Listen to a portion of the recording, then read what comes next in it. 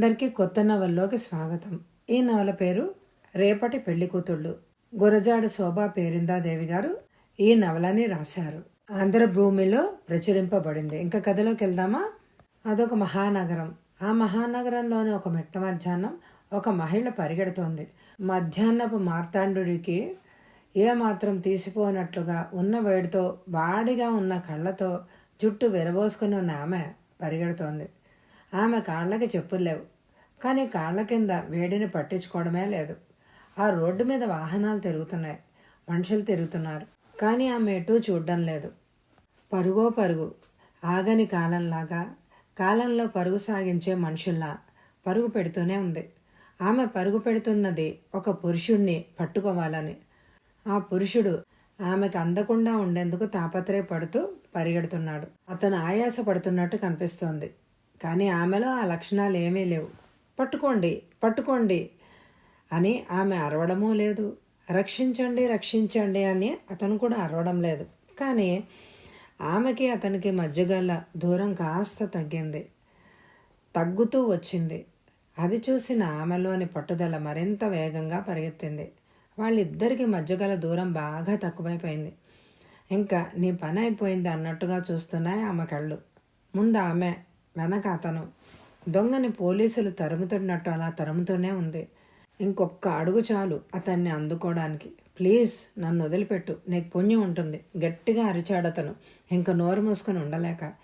కలకత్తా ఖాళీలాగా ఉండి అలాగే చూస్తున్న ఆమె అతన్ని అందుకోబోయింది. కెవ్వుమన్నాడతను. రితేష్, బాబు రితేష్. సినిమా హాల్లో మధ్యాహ్నం సినిమా చూస్తున్నప్పుడు మధ్యలో కరెంటు పోతే ఎంత ఉక్కబోస్తుందో, అలాంటప్పుడు ఏడుపు సీనై తలుపులు తీస్తే ఎంత సిగ్గేస్తుందో.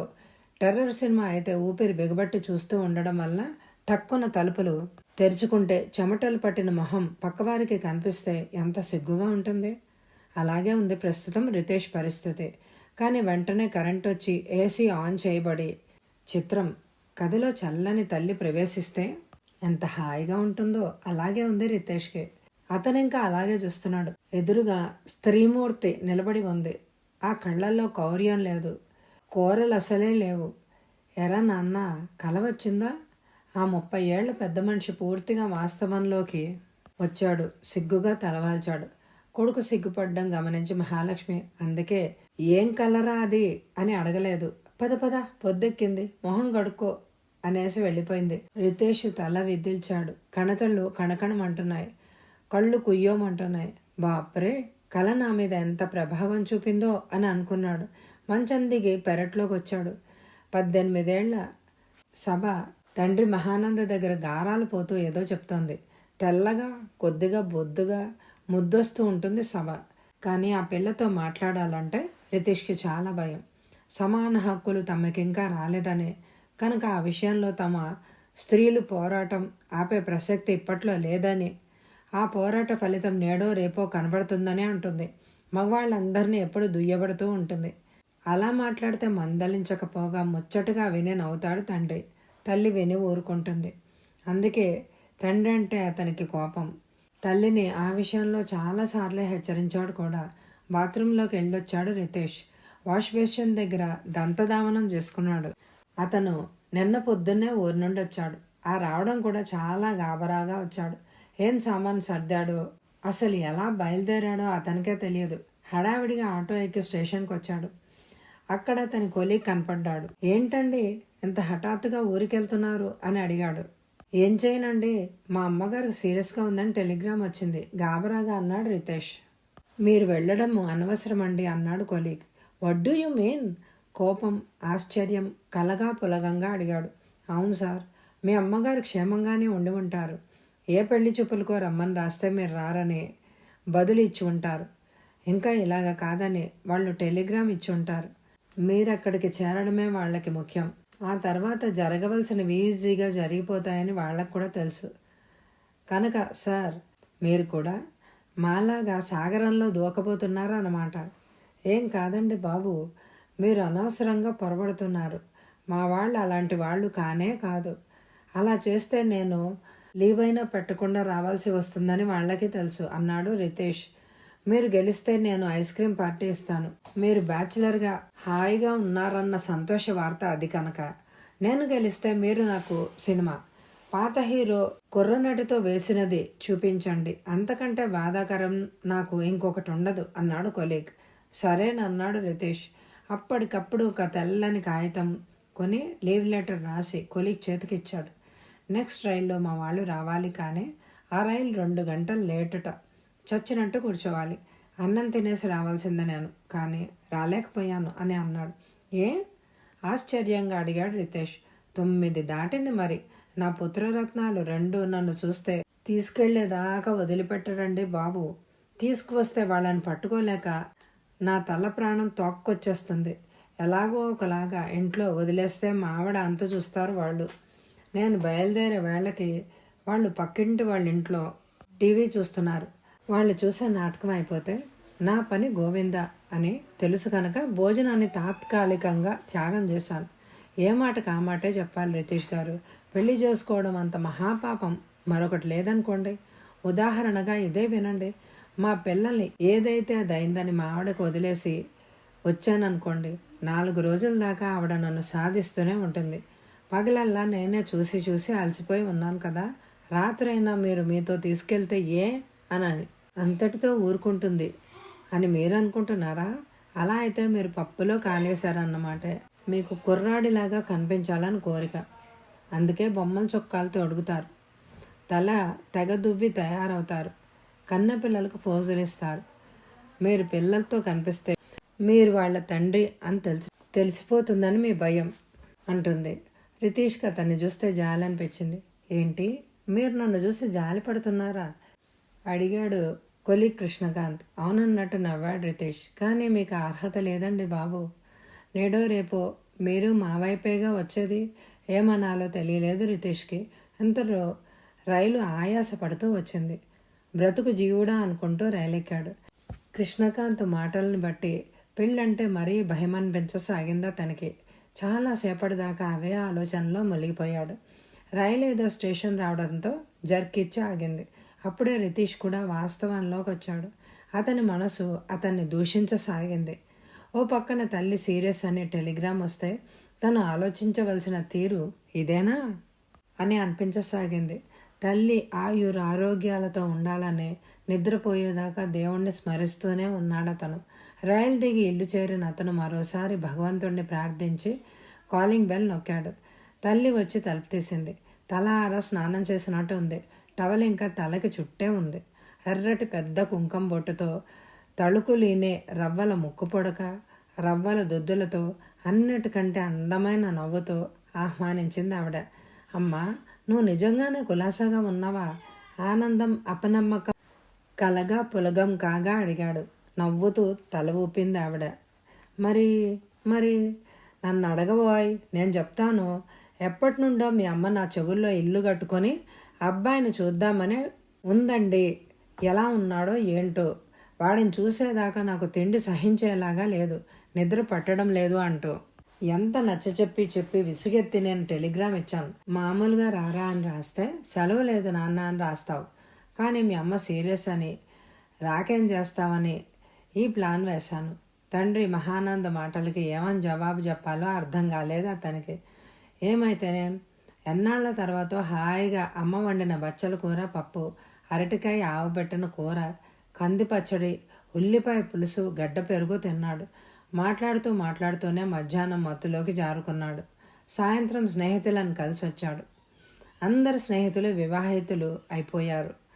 వాళ్ళు అతనితో తన కుటుంబం గురించి ఎన్నో చెప్పారు. చివరికి నీ పెళ్ళెప్పుడు అని అడిగారు. బోర్ అనిపించింది అతనికి. ఇందిరా పార్క్ వెళ్ళి కూర్చున్నాడు.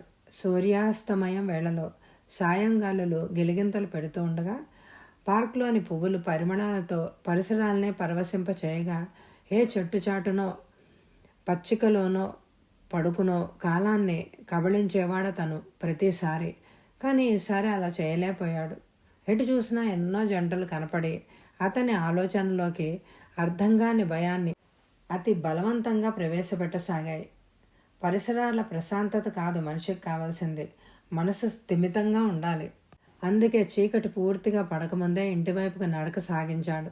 ఇల్లు చేరాక హాయిగా వంటిట్లోకి వెళ్ళి అమ్మ చేసి పెట్టిన కరకజ్జం నములుతూ మధ్య మధ్యలో పకోడీలు పని పడుతూ అమ్మతో మాట్లాడుతూ ఉండిపోయాడు.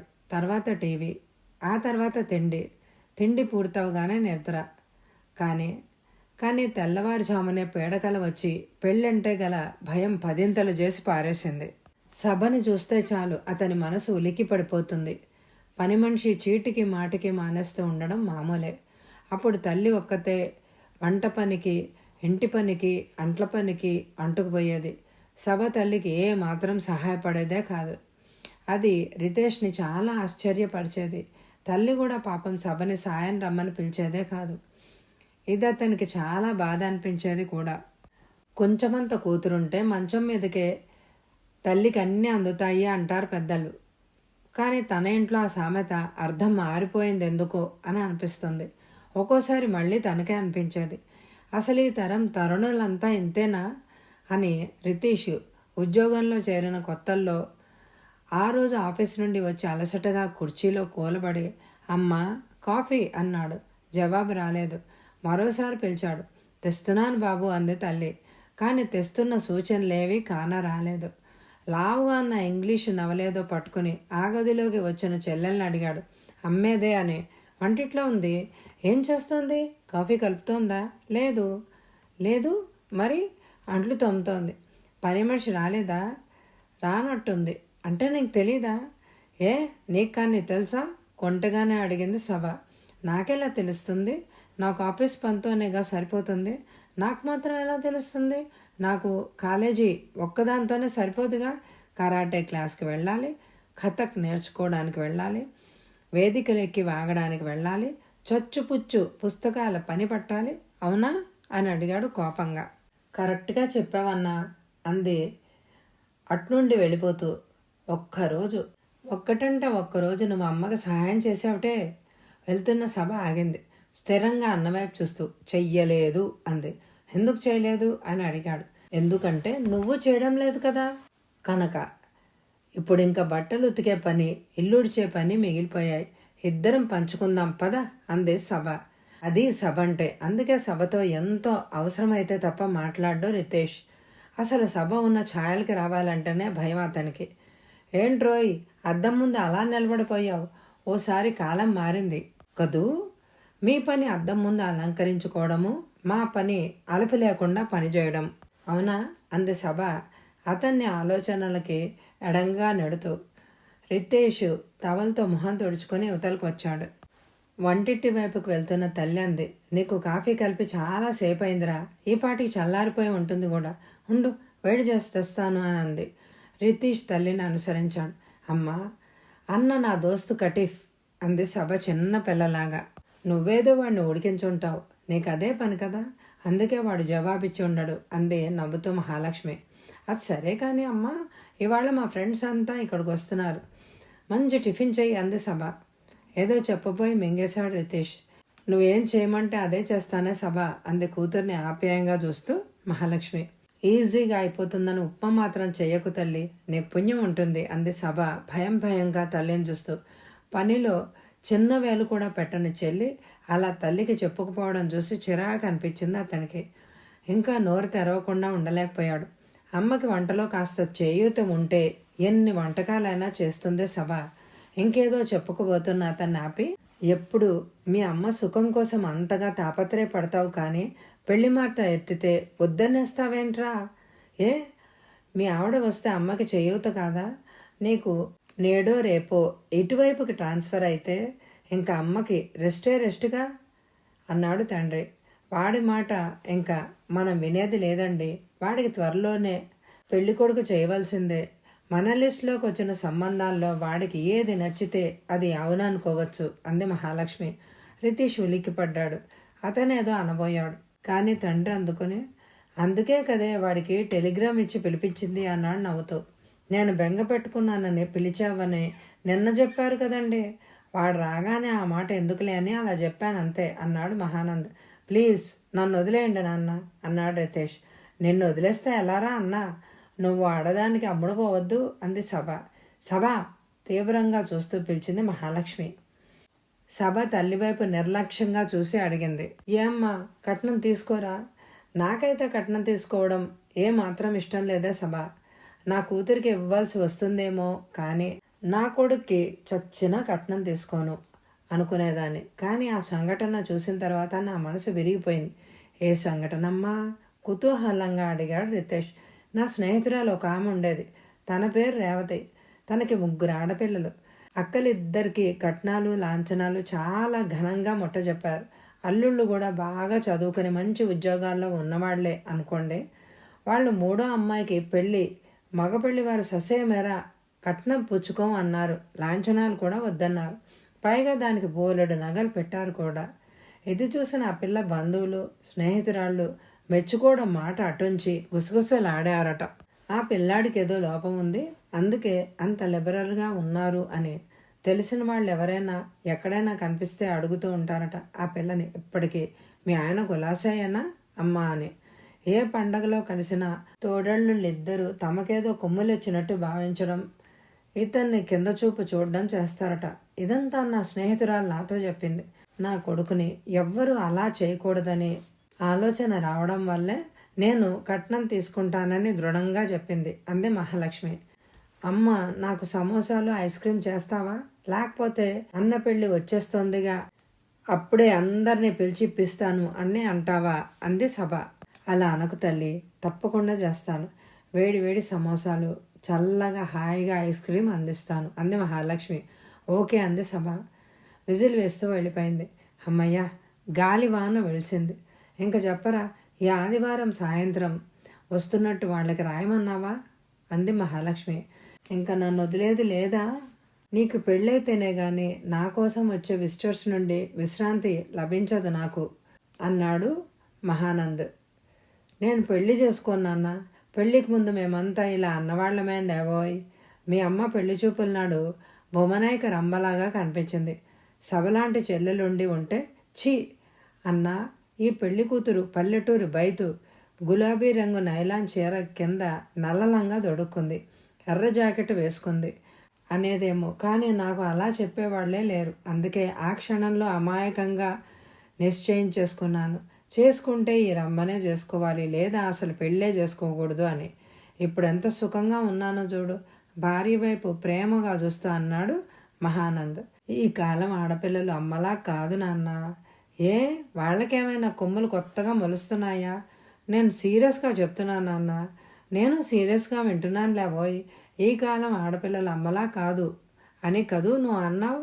అవును, వాళ్ళు అమ్మలాగా అప్పుడే ఎలా అవుతారా అమ్మాయిలైతేనో. రితీష్కి కోపం పెరిగిపోయింది. నేను పెళ్లి చేసుకోను అంతే అనేసి 2 అడుగులు వేసి వాడే ఆగాడు. నీ చేతులతో నువ్వే సభని పాడు చేశావు నాన్న.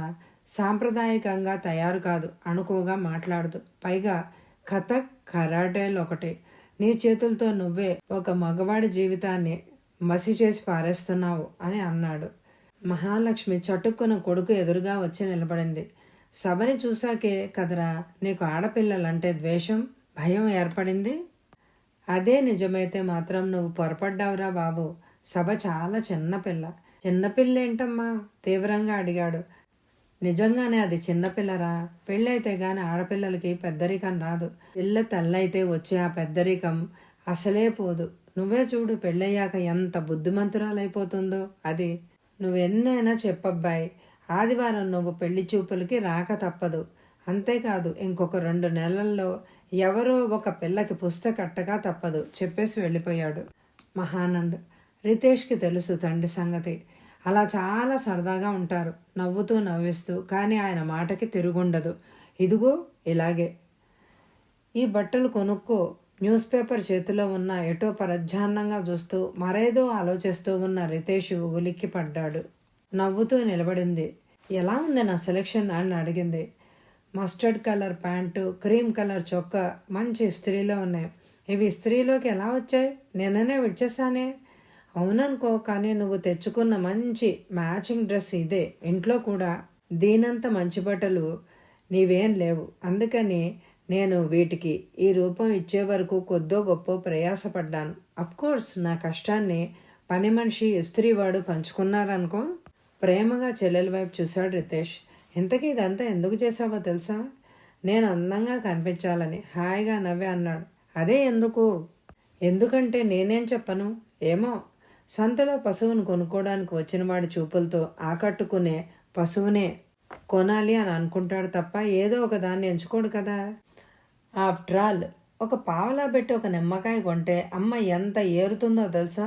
పావలా పెట్టి కొన్నా, 25,000 ఇచ్చి కొన్నా కొనుగోలుదారు పద్ధతే అంత. ఇంక నోర్మై అరిచాడు తను. కరెక్ట్గా చెప్పావు. నిన్ను కొనుక్కున్న అమ్మాయి నీ నోట్లోంచి ఏ కాస్త ఎక్స్ట్రా మాట వచ్చినా నీవు చెప్పేది ఆ మాటే. సభా, ఇంక చాలు, దేనికైనా ఒక లిమిట్ ఉంటుంది కదా అంది అటు వచ్చిన మహాలక్ష్మి. రితేషు గబగబా బీర్వాను తీశాడు. మళ్ళీ ఎందుకురా బీర్వా తీస్తున్నావు?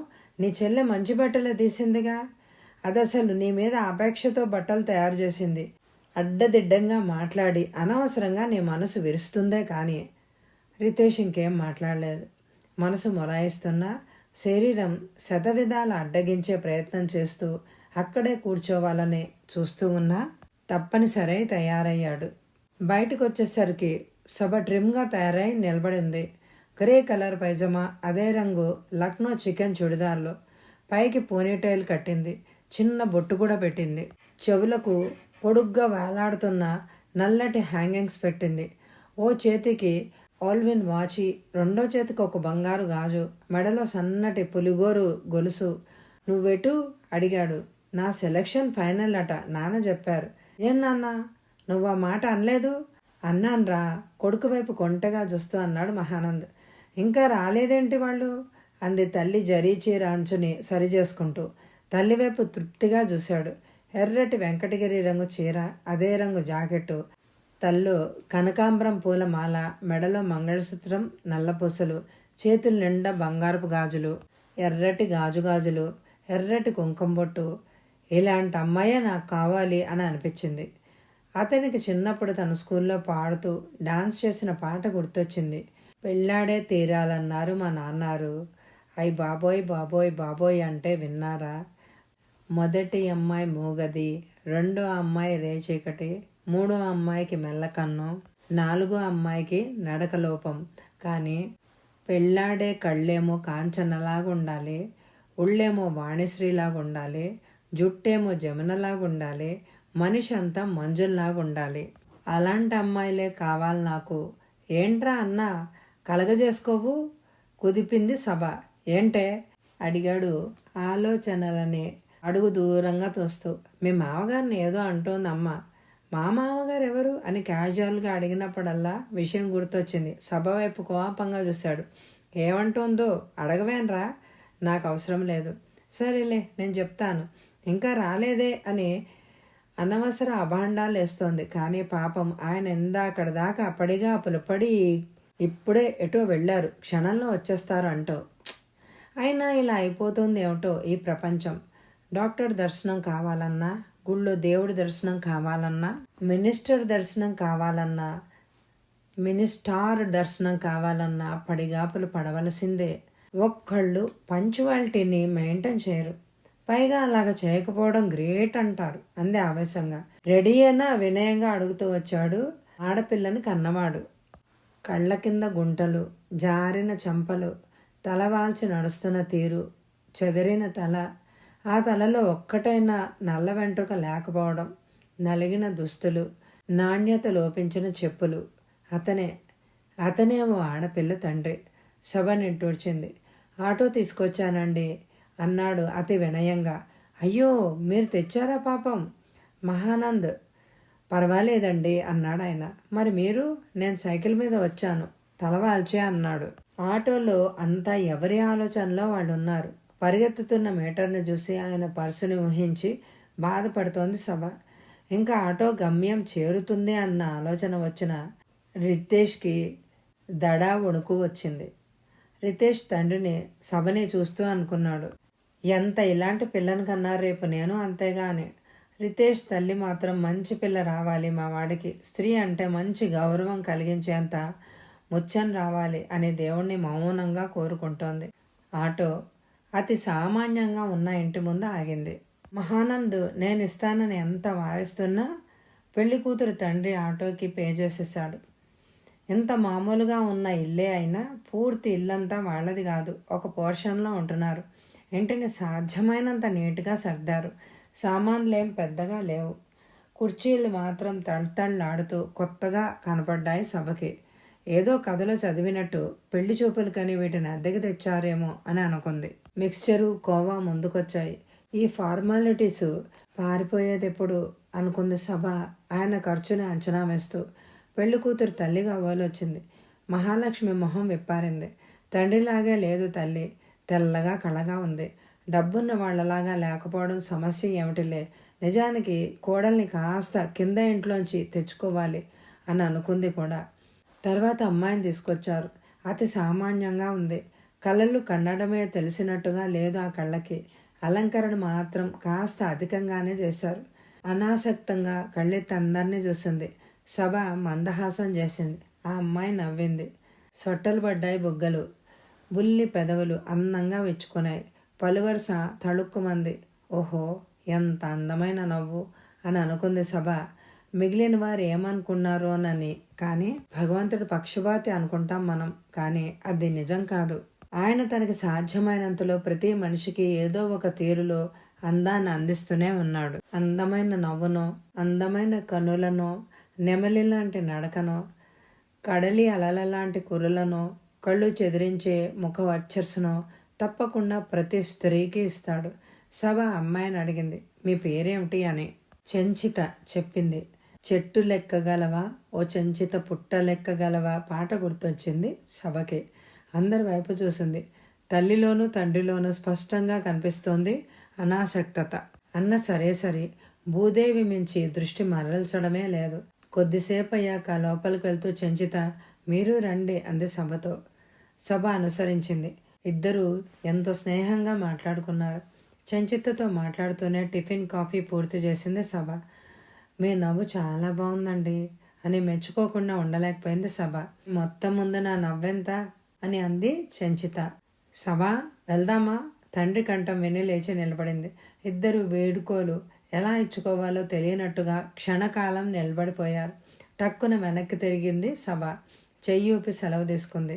మనసులో అనుకుంది, మళ్ళీ మనం కలుసుకోం నేస్తాం, దీన్నొక జ్ఞాపకంగా భద్రపరుచుకుందామని. ఇంటికొచ్చారంతా. ఈసారి ఆటో డబ్బుని మహానందే ఇచ్చాడు. అది శుభసూచకంగా తోచలేదా తరుణి కన్న తండ్రికి? కొన్ని విషయాల్లో అభిప్రాయాలు ఎంత వివరంగా విదితమవుతాయో. ఎలా ఉందిరా అమ్మాయి? లోపలికి వస్తూ అడిగింది మహాలక్ష్మి. నన్నేమీ అడగద్దమ్మా, నీకేది నచ్చితే అదే ఫిక్స్ చేయండి అన్నాడు. మీకెలా ఉందండి? సామాన్యంగా ఉంది లక్ష్మి, మహానంద్ అన్నాడు. నాకు అంతేనండి. మనం ఎలాగో ఈ సంబంధం కలుపుకోపోవడం లేదు కదా, అలాంటప్పుడు అవన్నీ తినాలంటే సిగ్గేసింది సుమండి. కానీ ఆ పిల్ల ప్లేట్లో ఒక్క గింజైనా వదిలేస్తావా?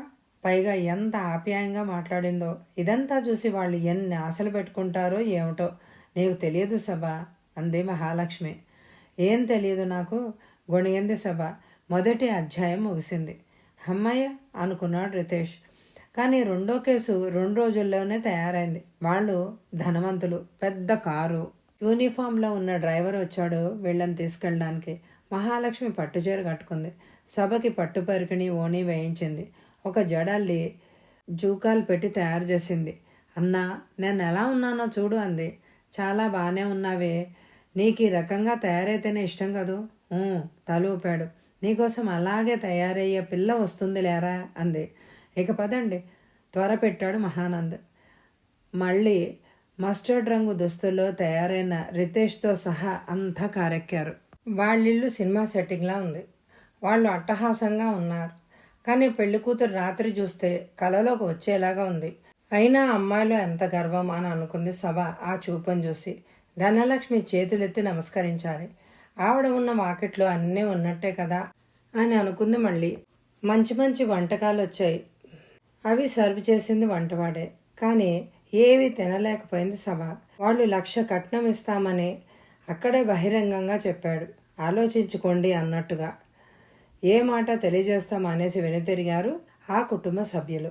మహానంద ఆ సంబంధాన్ని గొప్పగా, ఆ పిల్లని అతి సౌందర్యవతిగా వర్ణించి చెప్పి వెంటబడిన పెళ్ళిళ్ళ పేరాయిని పట్టుకుని కడిగేశాడు చివాట్లతో. అక్కడ ఇంకేమీ మాట్లాడలేక వెనక్కు వచ్చేశాడు మహానంద్. ఆ మర్నాడే ఇంకో సంబంధం చూడ్డానికి వెళ్ళారు. డాబా ఇల్లు. ఇంట్లో అందరూ కూడా కళకళలాడిపోతున్నారు. పెళ్లి కూతురు ముద్దొస్తోంది. ముచ్చట పడ్డారంతా. రితీష్కి ఏ భావమూ లేదు. ఎందుకంటే అతను ఏ పిల్ల వైపు అసలు చూడనే లేదు. నీ పేరేంటమ్మా? మహాలక్ష్మి అడిగింది. ఆ అమ్మాయి అందమైన పెదవుల్ని విప్పింది. తడబడుతూ చూసింది. తప్పనిసరిగా అంది, త త త తరళ. మరో ప్రశ్న, ఇంకో ప్రశ్న ఆమెని నత్తిపిల్లగా తేల్చేశాయి. నాలుగో పిల్ల సంగతి సర్దుకోవచ్చు అని అనుకున్నారు. శాంతంగా సౌమ్యంగా ఉంది. చామన ఛాయ అయినా చక్కటిదన్న ఫీలింగ్ వస్తుంది చూపర్లకి. చక్కగా మాట్లాడింది. పోస్ట్ గ్రాడ్యుయేషన్ చేసింది కూడా. ఓకే అనుకున్నారంతా. సెలవు తీసుకున్నారు.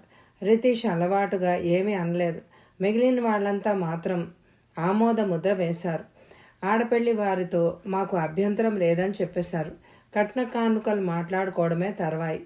అందుకే ఆఫర్ చేయడానికి వచ్చిన వారితో తమకి సెటిల్ అయిందని చెప్పేశాడు మహానంద్. రితేష్ లీవ్ అయిపోయిందని గోల చేస్తున్నాడు. తాంబూలాలు కూడా పుచ్చుకోవడం అయ్యాకే నువ్వు వెళ్ళేది అని అన్నారు అతని తల్లిదండ్రులు. ఆ సాయంత్రం మహాలక్ష్మి తమ్ముడొచ్చాడు. ఆయనకి 2 మగపిల్లలే, కానీ ఆడపిల్లలు లేరు. ఆడపిల్ల ఉండుంటే రితేష్కి లభించేదేమో మరి. క్యాంపు మీద ఊరు వచ్చాడు ఆయన. ఆ మాట ఈ మాట అయ్యాక విషయం ఆనందంగా వివరించింది మహాలక్ష్మి. ఆయన కూడా ఆనందించాడు. ఇంతకీ ఎవరమ్మాయి అని అడిగాడు కుతూహలంగా. చెప్పింది మహాలక్ష్మి. అదేమిటి ఆ పిల్ల అడిగాడు. ఏ, ఆ పిల్ల పేరు లక్ష్మణే కదూ? అవునరా, నీకెలా తెలుసు? మా బాస్కి బావమరిది అవుతాడు ఆ పిల్ల తండ్రి. ఆ అమ్మాయికి ఏవైనా సంబంధం చెప్పమని నన్ను రిక్వెస్ట్ చేశాడు మా బాసు. అతను మనవాడేలే అందుకు. మరి నేను అప్పుడే మా వాడి పేరు సజెస్ట్ చేయాలి అని అనుకున్నాను. ఆ మాట సరదాగా వీడికి రాశాను కూడా. కానీ వీడు చాలా ఘాటుగా జవాబిచ్చాడక్క. మామూలుగా అతి మంచివాడిగా మనం పరిగణించే వీడేనా అని అనిపించింది. ఇంతకీ సారాంశం ఏమిటి అంటే, నేను పెళ్లి చేసుకోను అంతే. కొన్నాళ్ళు వీడిని వదిలేయడమే నయమని ఊరుకున్నాను. ఇంతలో మా ఆవిడ వైపు వాళ్ళ అబ్బాయికి చెప్పాము. వాళ్ళు వచ్చి చూసుకున్నారు. కానీ నచ్చలేదన్నారు. ఎందుకో తెలుసా? ఆ పిల్ల కుంటిది. ఇంటిల్లిపాది నివ్వరిపోయారు ఆ మాటకే. ఆ పెళ్లివారికి డౌట్ వచ్చిందట. ఆ పిల్ల కూర్చున్న చోటు నుంచి లేవడం లేదని. రావడం కూడా హఠాత్తుగా వచ్చి టక్కున కూర్చుందట. కానీ ఎలాగా అనుమానం తీర్చుకోవడం? వెళ్ళేటప్పుడు అంతా లేచినా ఆ పిల్ల లేవలేదుట. ఇది తప్ప అంతా వాళ్ళకి సమ్మతమే. అందుకని ఆ అమ్మాయి చదివే యూనివర్సిటీ ప్రాంతంలో నిలబడ్డారట చూసేందుకు. అడగడానికి జంకే విషయం కదా. ఆ అమ్మాయి కుంటిదని తేలిపోయింది. వాళ్ళని కదిపితే ఆ పిల్ల కాలికి ఏదో దెబ్బ తగిలింది అని అన్నారట.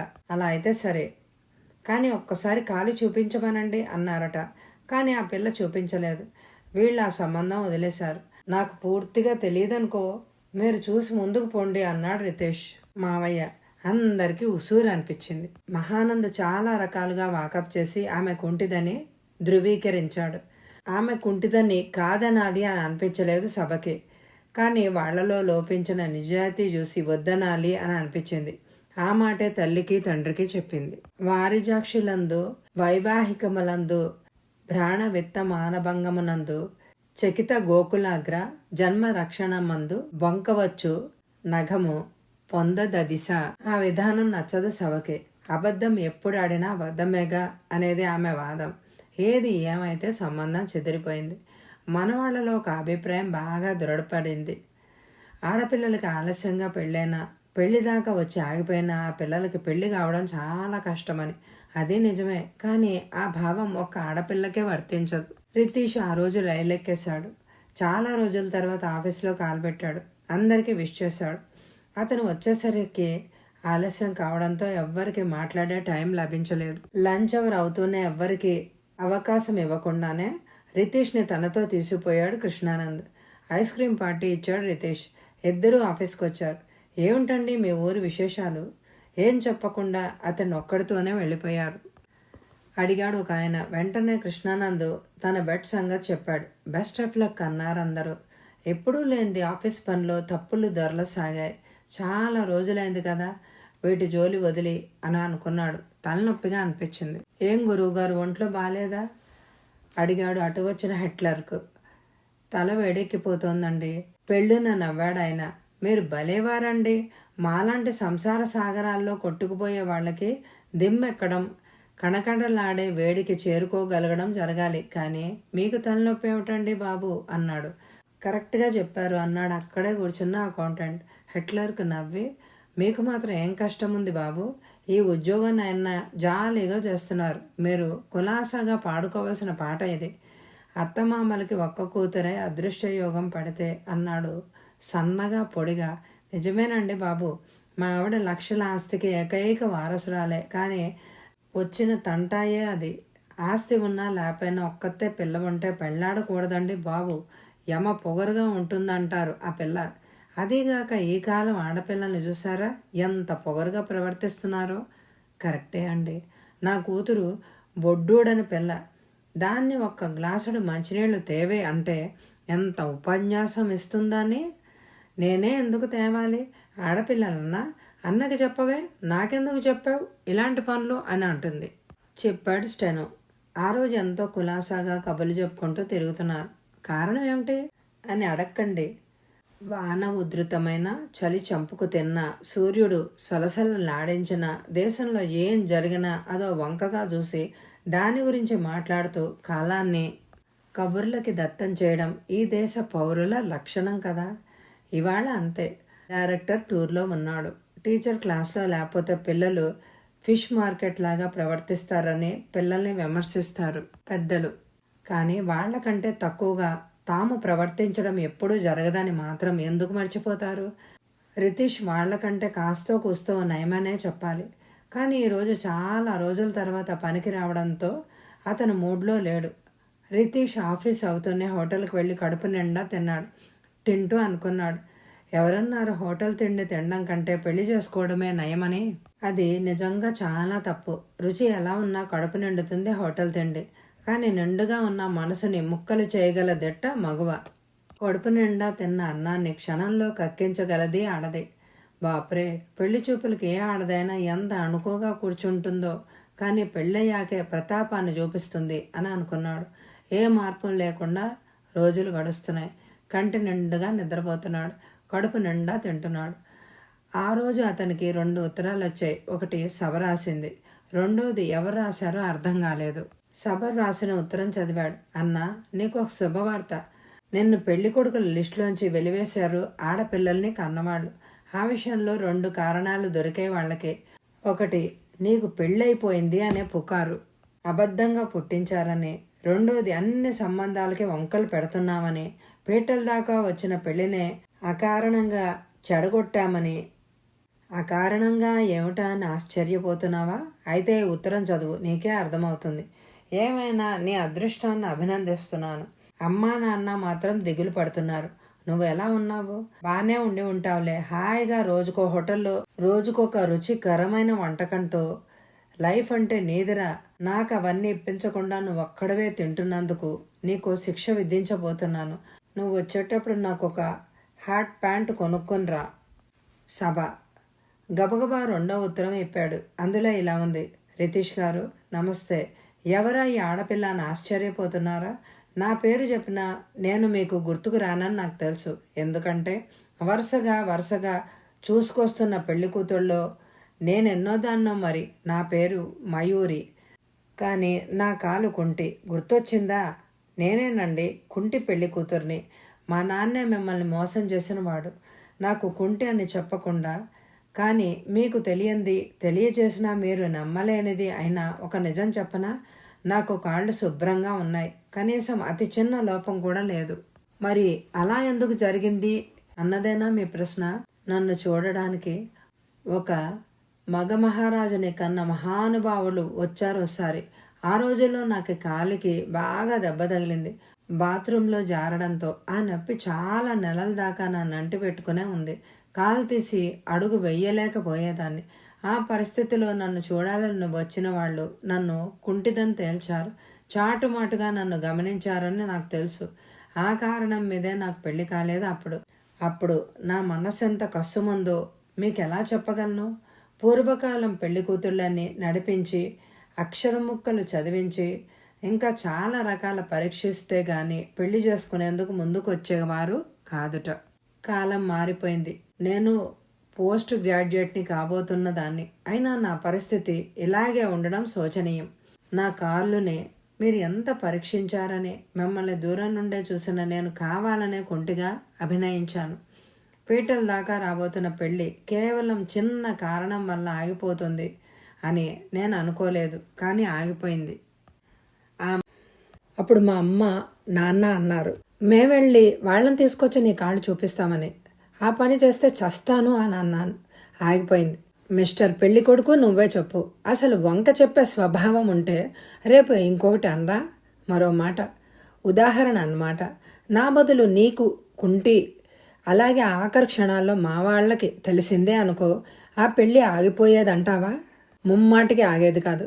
అసలు మిమ్మల్ని ఆ మాట అడిగితే మీలో లోపం ఉన్నా మమ్మల్ని ఎక్కడ కాదంటారో అని అడగనే అడగరు. ఇది మన వ్యవస్థ, దౌర్భాగ్యపు వ్యవస్థ. కానీ రేపటి పెళ్లి కూతుళ్ళంతా నిన్నటి పద్ధతిని అనుసరించడం లేదు. అవసరమైతే అంత చూస్తారు. నేను శపించేంత శక్తివంతురాల్ని కాదు. ఇది పురాణ కాలం అసలే కాదు. అయినా నేను శపించకుండా ఉండలేకపోతున్నాను. జరిగిపోని నా తృప్తి కోసమే ఈ శాపాలు. నన్ను కుంటిదానిగా ముద్ర వేసిన కారణంగా మీరంతా అనుభవించి తీరతారు. మీ అమ్మకి నాన్నకి విప్లవం, ఆవేశం, అహంకారం కల కోడలొస్తుంది. నీకు నిమిషం నరకం చూపించి తీరుతుంది. కబడ్దార్ ఓ రేపటి పెళ్లి కూతురు. పిఎస్, నాకు పెళ్లి కాలేదని పాపం నువ్విది చదివాక క్షణంలో సగం సేపు బాధపడతావేమో. ఆ అవసరం నీకు రాదు. నేను నిజంగా రేపటి పెళ్లి కూతురునే. నేను నీకంటే నీటైన తాజా అయిన విదేశం నుండి వచ్చిన మగాణ్ణి కొనుక్కోబోతున్నాను.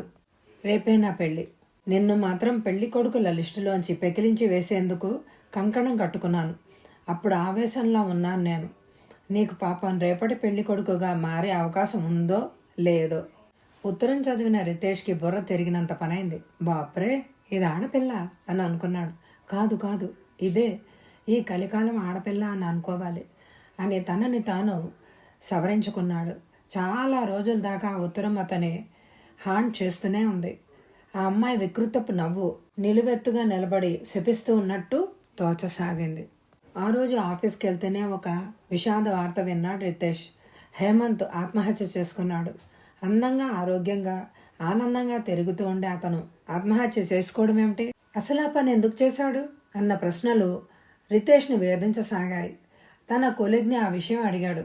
అతను అది విని ఆశ్చర్యంగా రితేష్కేసి చూస్తూ ఉండిపోయాడు. అదేంటి అలా చూస్తున్నారు? మీకేమీ తెలియదంటే ఆశ్చర్యం వేసిందండి. మన ఆఫీస్లోని టైపిస్ట్ త్రివేణి, అతను ప్రేమించుకున్నారని మేమంతా ఎప్పుడూ అనుకుంటూ ఉండేవాళ్ళంలేండి. అతనైతే ఆ పిల్లని చూసి పిచ్చివాడైపోయాడు. ఆ పిల్ల కూడా అతనితో నవ్వుతూ ఏవేవో మాట్లాడేది. క్యాంటీన్కి మనతో కాక అతను ఆ అమ్మాయితో విడిగా తిరిగేవాడు. ఇది మీరు చూసే ఉండాలే. చూశాను.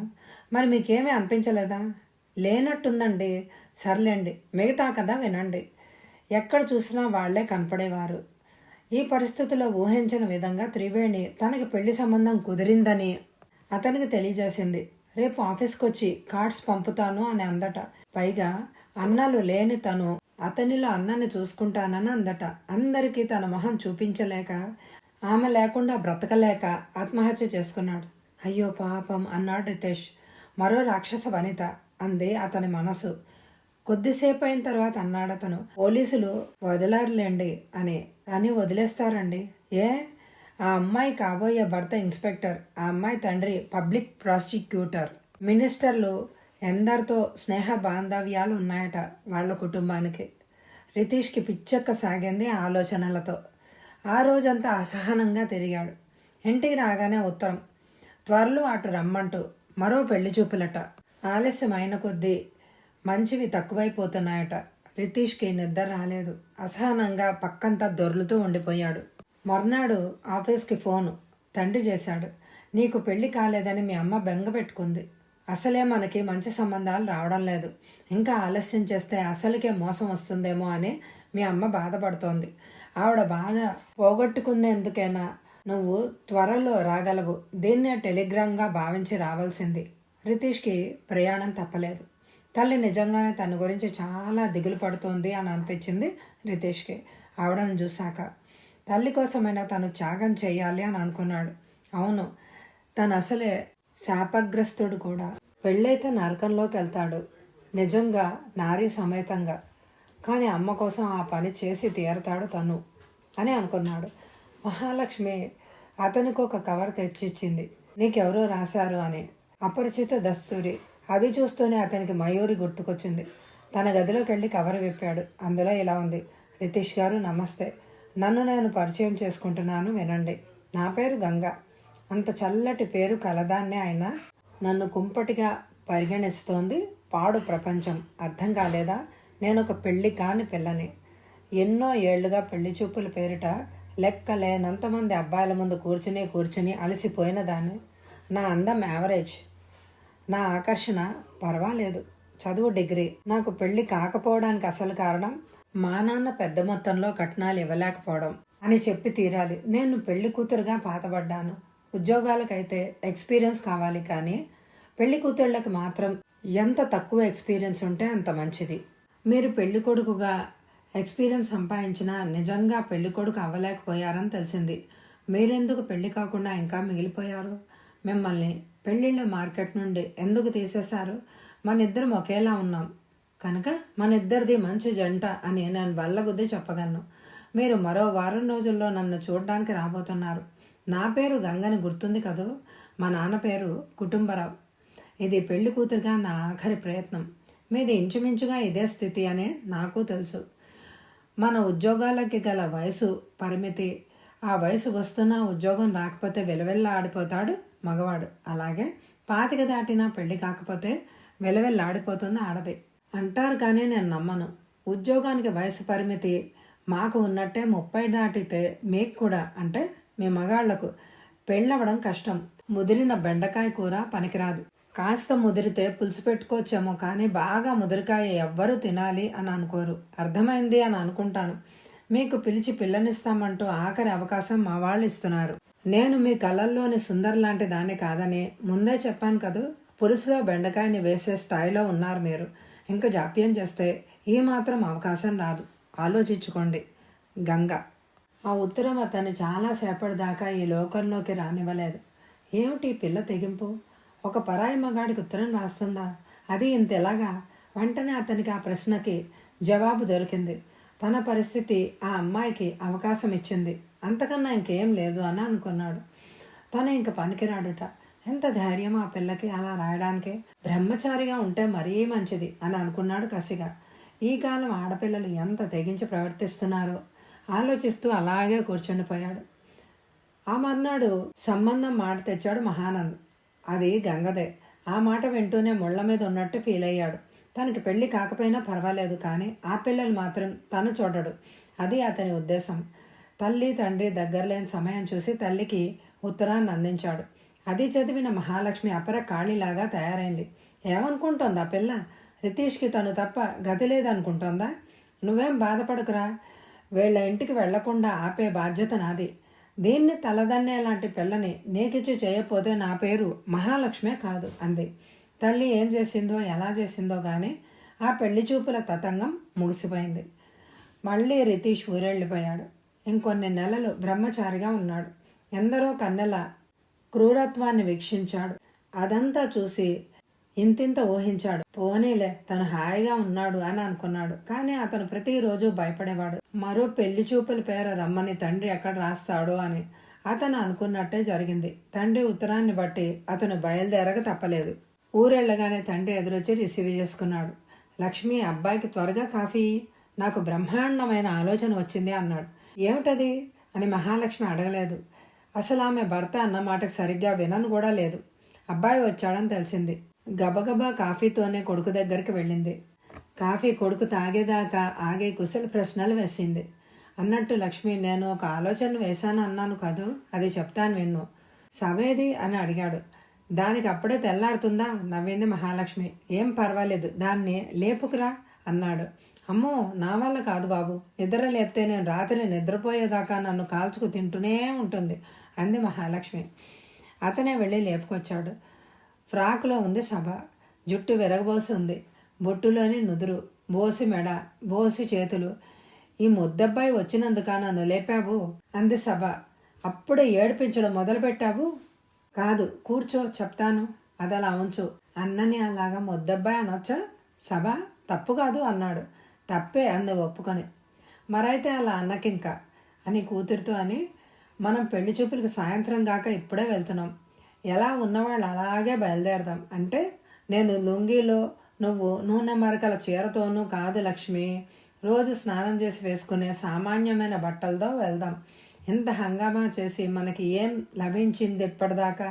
ఈసారి అలా కాకుండా వెళ్ళినందుకు ఏమైనా లభిస్తుందేమో చూద్దాం. అదీగాక ఆడపల్లి వారికి ఇబ్బంది ఉండదు. కాఫీ ఇస్తారు, తాగొద్దాం అన్నాడు మహానందు అందరినీ ఉద్దేశించి. రితీషు అవే బట్టలతో అలాగే బయలుదేరాడు. చల్లని నీళ్ళతో మొహమైనా కడుక్కోలేదు. మహాలక్ష్మి మామూలుగా కాటన్ చీర కట్టుకుంది. ప్యాంట్లోకి మారాడు మహానంద్. సభ చిన్న బొట్టు పెట్టుకుంది. తన దగ్గర ఉన్న అడ్రస్ తీసుకొని బయలుదేరాడు కుటుంబ సమేతంగా మహానంద్. అంతా నడవసాగారు ఆటో కోసం. కానీ ఏ ఆటో వాడు వస్తానని అనలేదు. అవును మరి, వాళ్ళు నలుగురు, ఆటోలో ముగ్గురే కదా కూర్చోవలసింది. ఎక్కువిస్తామని చెప్పి ఎక్కాడు మహానంద్. అనుసరించారు మిగతా వాళ్ళు. ఆటోలో ఓ పక్కగా పెట్టుంది కుటుంబ నియంత్రణ ప్రకటన. చిన్న కుటుంబం, చింతలేని కుటుంబం. నవ్వొచ్చింది మహానంద్కి. ఇన్నేళ్లుగా తను తమది చిన్న కుటుంబంగా భావించాడు. కానీ ఆటో దగ్గరకు వచ్చేసరికి తమది పెద్ద కుటుంబం అయిపోయింది. రిక్షా దగ్గరకు వస్తే సరే సరే, ఓ బిడ్డ ఉన్నా ఎక్కువే అని అంటున్నాడు. ఆటో దిగాడు. ఇల్లు అందంగా ఉంది. ఇంటి ముందున్న పువ్వుల తోట నయనానందకరంగా ఉంది. ఆ పువ్వుల తోటలో తిరుగుతోంది పడుచు. స్లీవ్లెస్ నైటీ వేసుకుంది. షోల్డర్ బాబు, హవాయి చెప్పులు. సభలాగే బోసిగా ఉంది. అమ్మా, ఈ అమ్మాయి నా పెళ్లి కూతురు గుసగుసలాడింది సభ తల్లితో. అలాగే ఉంది, వాళ్లకు ఉన్నది ఒక్కతే అమ్మాయి కదా అంది మహాలక్ష్మి. ముత్యాల ముగ్గులో జయమాలినిలాగా ఉంది కదమ్మా, తల్లి చెవిలో చెప్పింది సభ. గేటు తీశాడు మహానంద్. చెవులకు వినిపిస్తున్న వాయిద్యం పుణ్యమా అని ఆమెకి ఈ చప్పుడు వినిపించనే లేదు. చూడమ్మా పిలిచాడు మహానంద్. అమ్మాయి, అబ్బబ్బా ఎన్నిసార్లు చెప్పాను నిన్ను నోరెత్తద్దని అరిచింది ఆ పిల్ల. ట్రాన్సిస్టర్ చెవి దగ్గర నుండి తీయకుండానే నిర్వేణ్యుడై నిలబడిపోయాడు మహానంద్. ఎందుకో ఇటు తిరిగిందా పిల్ల. మహానందని చూసి అతనెవరో, ఎందుకొచ్చాడో క్షణం అర్థమైనట్టు లేదా పిల్లకి. తర్వాత నాలిక ఖర్చుకుంది. నమ్రతగా అంది, సారీ అండి, ఇందాకటి నుంచి మా పని కుర్రాడు డిస్టర్బ్ చేస్తున్నాడు. మళ్ళీ వాడేమోనని అనుకున్నాను. ప్లీజ్ నన్ను క్షమించండి. గార్డ్నర్ రాసిన అన్సెయింగ్ ప్లీజ్ గుర్తొచ్చింది మహానంద్కి, సభకి. పర్వాలేదమ్మా, నాన్నగారు ఉన్నారా అని అడిగాడు. ఉన్నారండి, రండి, మీరు రండి అంది అందరినీ ఉద్దేశించి. ఆ అమ్మాయి దృష్టి క్షణంలో సగం సేపు రితేష్ మీద పడింది. రితేష్ మాత్రం ఆ అమ్మాయి వైపు చూడనే లేదు. గాలికి ఊగుతున్న పూల మొక్కల వైపు చూస్తున్నాడు. అంతా లోపలికొచ్చారు. డ్రాయింగ్ రూమ్ చాలా ఆకర్షణీయంగా ఉంది. కర్టెన్స్, టేబుల్ క్లాత్, సోఫాల్లోని కుషన్స్, టేబుల్ మీద ఉన్న వ్యాజ్లోని గులాబీ పువ్వులు, గోడలకు వేసున్న రంగు అన్నీ లేత గులాబీలో ఉన్నాయి. ఆ అమ్మాయి కూడా గులాబీ పువ్వులాగానే ఉంది. ఏం తీసుకుంటారు అని అడిగింది. అందరికీ ఆ పిల్ల కలుపుగోలుతనం, మర్యాద నచ్చాయి. ఇప్పుడే కాఫీ తాగొచ్చామమ్మా. మహాలక్ష్మి, అయితే టీ తీసుకుని రమ్మంటాను అంది లోపలికి వెళ్తూ. కొన్ని క్షణాలు ఆ అమ్మాయి తండ్రి కాబోలు వచ్చాడు. అతని మొహం మహానందని చూసి మెరిసినా ముడుచుకుపోయాడు మొహమాటంతో. మీరు రావడం, తీసుకురావడం ఇదంతా ఎందుకని మేమే వచ్చామండి అన్నాడు మహానంద్. చాలా సంతోషం అన్నాడు అతను. అరుంధతి, అమ్మాయిని తయారు చేసి తీసుకురా అన్నాడు. నన్ను వాళ్ళంతా చూశారు కదమ్మా, మళ్ళీ తయారవడం ఎందుకు? పక్క గదిలోంచి గొంతు తగ్గించి అంటోంది ఆ పిల్ల. కానీ వినిపించింది. ఆ అమ్మాయి నైట్ గౌన్లో అలా ఉంది కానీ చీర కట్టుకుంటే చక్కగా ఉంటుందండి. అవునన్నట్టు తలూపాడు మహానంద్. అరుంధతి కూతురు వచ్చారు టీ బిస్కెట్లు తీసుకొని.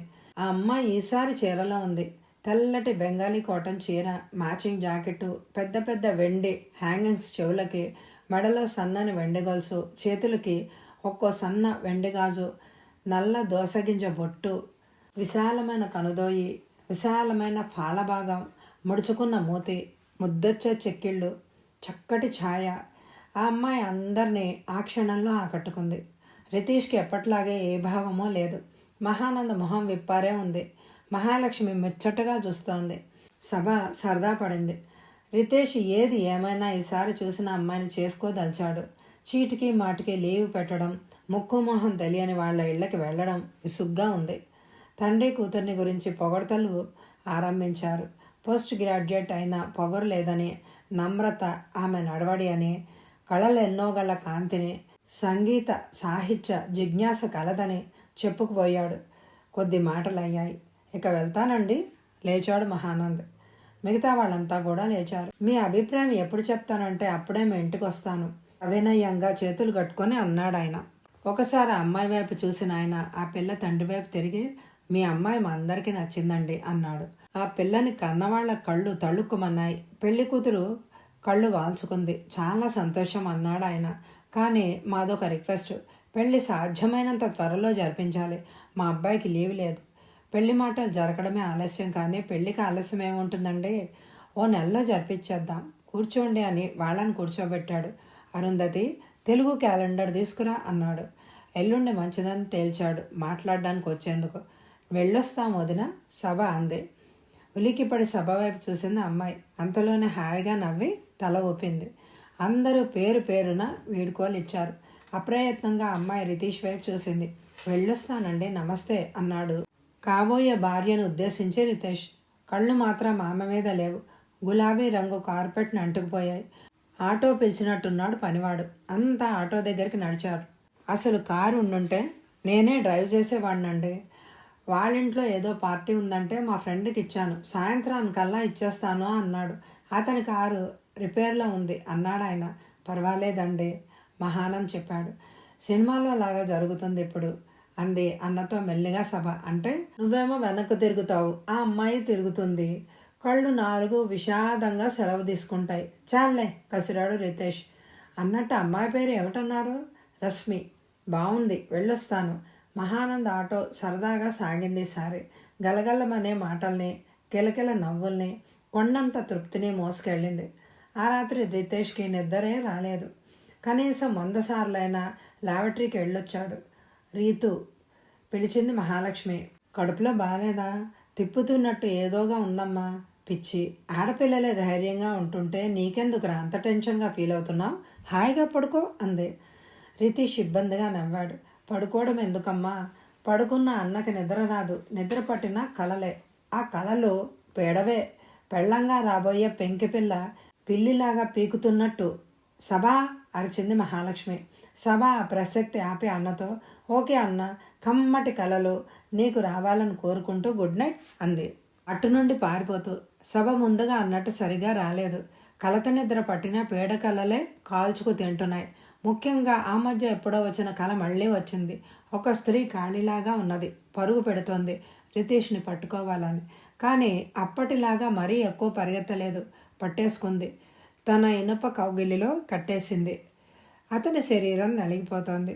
మనసు మొర్రో అంటోంది. కానీ అతను బందీ అయిపోయాడు. ఇక తన్ని ఏం చేసుకున్నా ఆమె ఇష్టం. తెల్లవారుజామున వచ్చిందా కల. ఆ మర్నాడు కూడా అదోలా ఉంది. అదేమిట్రా, నీకు శనగపిండి కూరిన బెంగళూరు మిరపకాయ కూర అంటే ఇష్టం కదా, కానీ ఇప్పుడేం తిన్నా బయటకు వచ్చేలాగా ఉందమ్మా. ఘాట్లతో షేవ్ చేసుకున్నాడు. సభ అల్లరి చేసే ప్రయత్నం చేయలేదు. తల్లి అసలే అన్నను చూసి గాబరా పడుతోందని. యారా, ఈ ఊరిని క్యాంపుగా వేసుకుని వచ్చావు ఈసారి అన్నావు, మరైతే ఆఫీస్కి వెళ్ళాలేమో అంది. అవునమ్మా. పోనీ వాటికి మానేస్తావా? వెళ్ళని అమ్మా, పర్వాలేదు. వదినని చూసి రోజు ఇలా అయిపోతే ఆఫీస్ మానేస్తాడా? అలా మానేస్తూ పోతే ఉద్యోగమే మానవలసి వస్తుంది. అప్పుడు మరీ కష్టం వదిన ముందు. గట్టిగా నవ్వి అంది సభ. నిన్నటి నుంచి అన్నని ఏమీ అన్ననివ్వలేదు. తల్లి తిడుతోంది. తనని ఏమైనా అంటే కానీ ఇంకా ఆగలేకపోయింది అనకుండా. సభ, ఎందుకే వాడిని అలా కాల్చుకు తింటావు? నా అన్న నా ఇష్టం. రితీష్ ఏం మాట్లాడలేదు. అసలు చెల్లెల వైపే చూడలేదు. గబగబా బయటకు వచ్చేశాడు. స్కూటర్ స్టార్ట్ చేశాడు. అది నడవనంది. పాపం అన్న పెళ్లికి భయపడుతూ ఉంటే వాడితో పాటు వాడి వస్తువులు కూడా వణికిపోయి పని చెయ్యం పొమ్మంటున్నాయి. అయినా అన్నకంత భయం ఏమిటి పెళ్ళంటే? నాకు చేస్తానన్ను, చా అమ్మని తయారైపోతాను. ఎందుకు తయారవ్వవు తల్లి? ఎవడో 30 తిప్పలు పెట్టి 3 చెరువుల నీళ్లు తాగించొద్దు అన్నాడు కసిగా రితేష్. 3 ఏంట్రా షేమ్, 30 కూడా తక్కువే. 300 చెరువుల నీళ్లు తాగిస్తాను. ఎంతమంది ఆడవాళ్ళని ఎంతంతలాగా కాల్చుకు తిన్నారో మీ మగవాళ్ళు. ఆ కసినంతా వాడి మీద గుమ్మరిస్తాను. సభా, నువ్వు ఇంకా స్నానం చెయ్యవా? ఇప్పుడేమో ఆలస్యం చేస్తావు. స్నానం చేసి అద్దం ముందుకు వచ్చాక మరీ ఆలస్యం చేస్తావు. అన్నం ముందుకు వచ్చేసరికి నీకు తెలుస్తుంది టైం ఎంతయిందో అని. సరిగ్గా తినకుండా పోతావు అంది మహాలక్ష్మి. అవునమ్మా, కరెక్ట్గా చెప్పావు. అసలు నేను వచ్చినది నన్ను పీడిస్తున్న సమస్యని పరిష్కరించుకోవడానికే. ఏమిటి అది? మహాలక్ష్మి అడిగింది. రితీషు విసుగ్గా చూశాడు ఇంకేముంటుందో అని. ఇవాళ కాలేజీకి ఏం డ్రెస్ వేసుకోనమ్మా? ఏదో ఒకటి వేసుకో. బీరువాడు బట్టలు కొనిపించుకున్నావుగా, సమస్య ఏమిటో చెప్పు ముందరా. ఏం బట్టలు కట్టుకోవాలి, అదేనమ్మా నా సమస్య. సరిపోయింది. ఎర్ర పట్టు పరికిణి కట్టుకోవే, ముద్దొస్తావు. ఎర్రరాళ్ల జూకాలు, ఎర్రగాజులు వేసుకో. అబ్బబ్బా, గంగిరెద్దు ఏంటమ్మా అలా డ్రెస్ అయ్యేందుకు? అయినా నిన్ను నేనెప్పుడు అడిగినా పట్టు పరికిణి కట్టుకోమనే చెప్తావేంటమ్మా? సరేనమ్మా, నేను నేవీ బ్లూ మిడ్డీ వేసుకుంటాను. అది బాగానే ఉంది కానీ పైది ఐరన్లో లేదు. మెరూన్ జీన్ ప్యాంట్ ఉండాలిగా. అది ఈ మధ్య అవుట్డేటెడ్ అయిందమ్మా. అన్నిటికీ అన్నీ చెప్తే ఎలా చచ్చేదే నేను? ఆఖరిగా చెప్తున్నాను విను. ఇలా వెళ్ళిపో.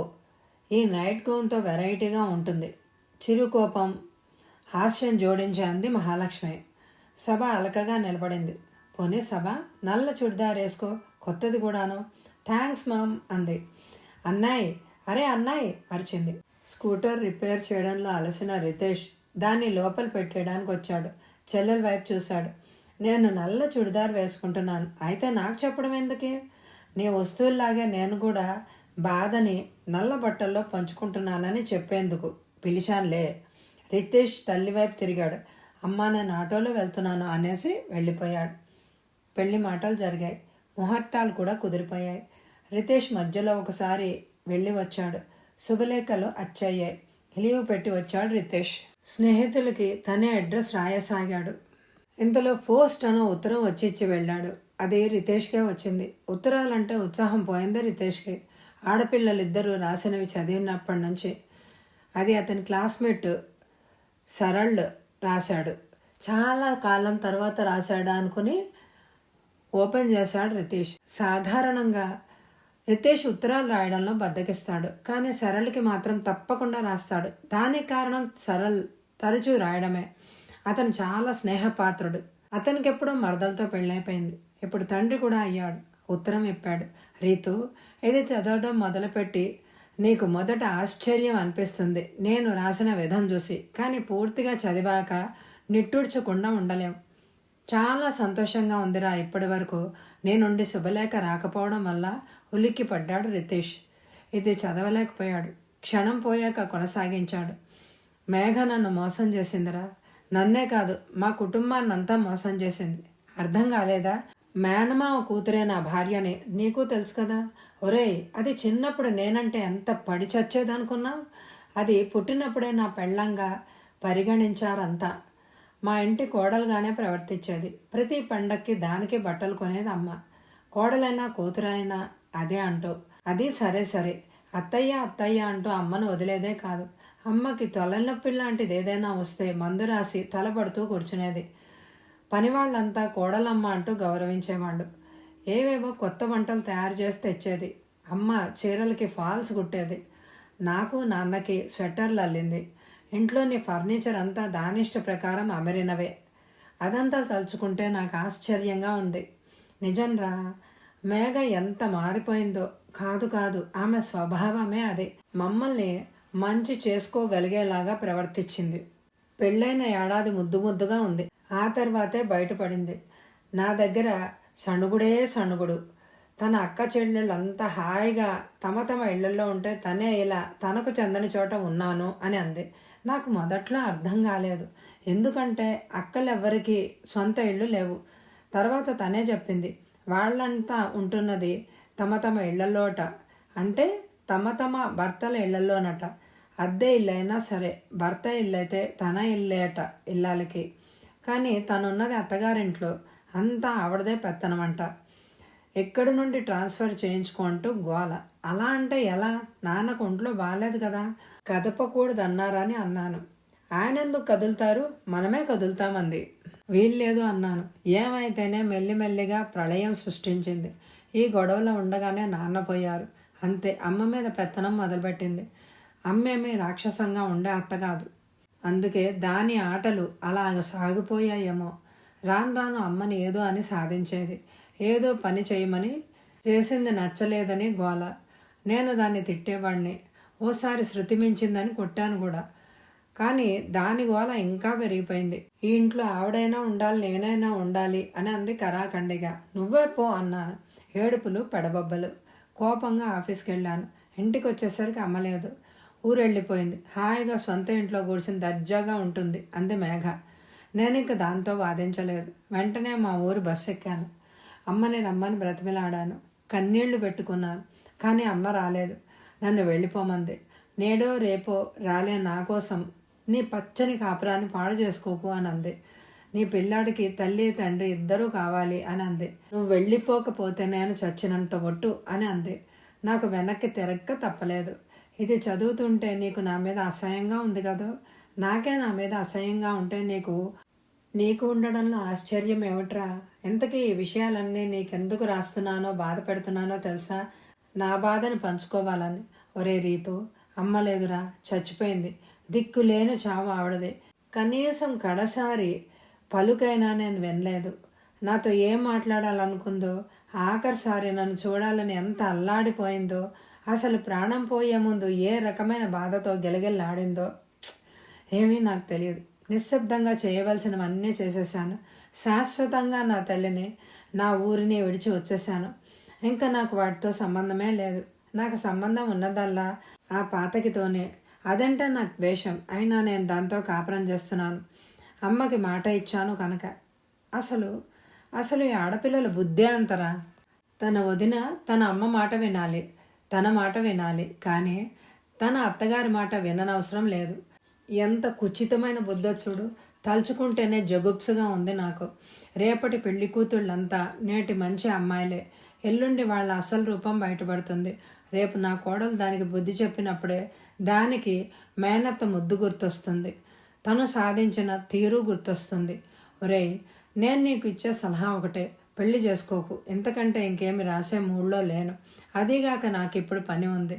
మాసికం పెట్టాలి బ్రాహ్మలు రాగానే. సరళ్. రితీష్ నీరసంగా కూర్చుండిపోయాడు. శుభలేఖలేవి అతనికి పోస్ట్ చేయలేదు. ఆ సాయంత్రం రశ్మి తల్లిదండ్రుల నుండి పిలుపు వచ్చింది రితీష్కి సరదాగా రమ్మని.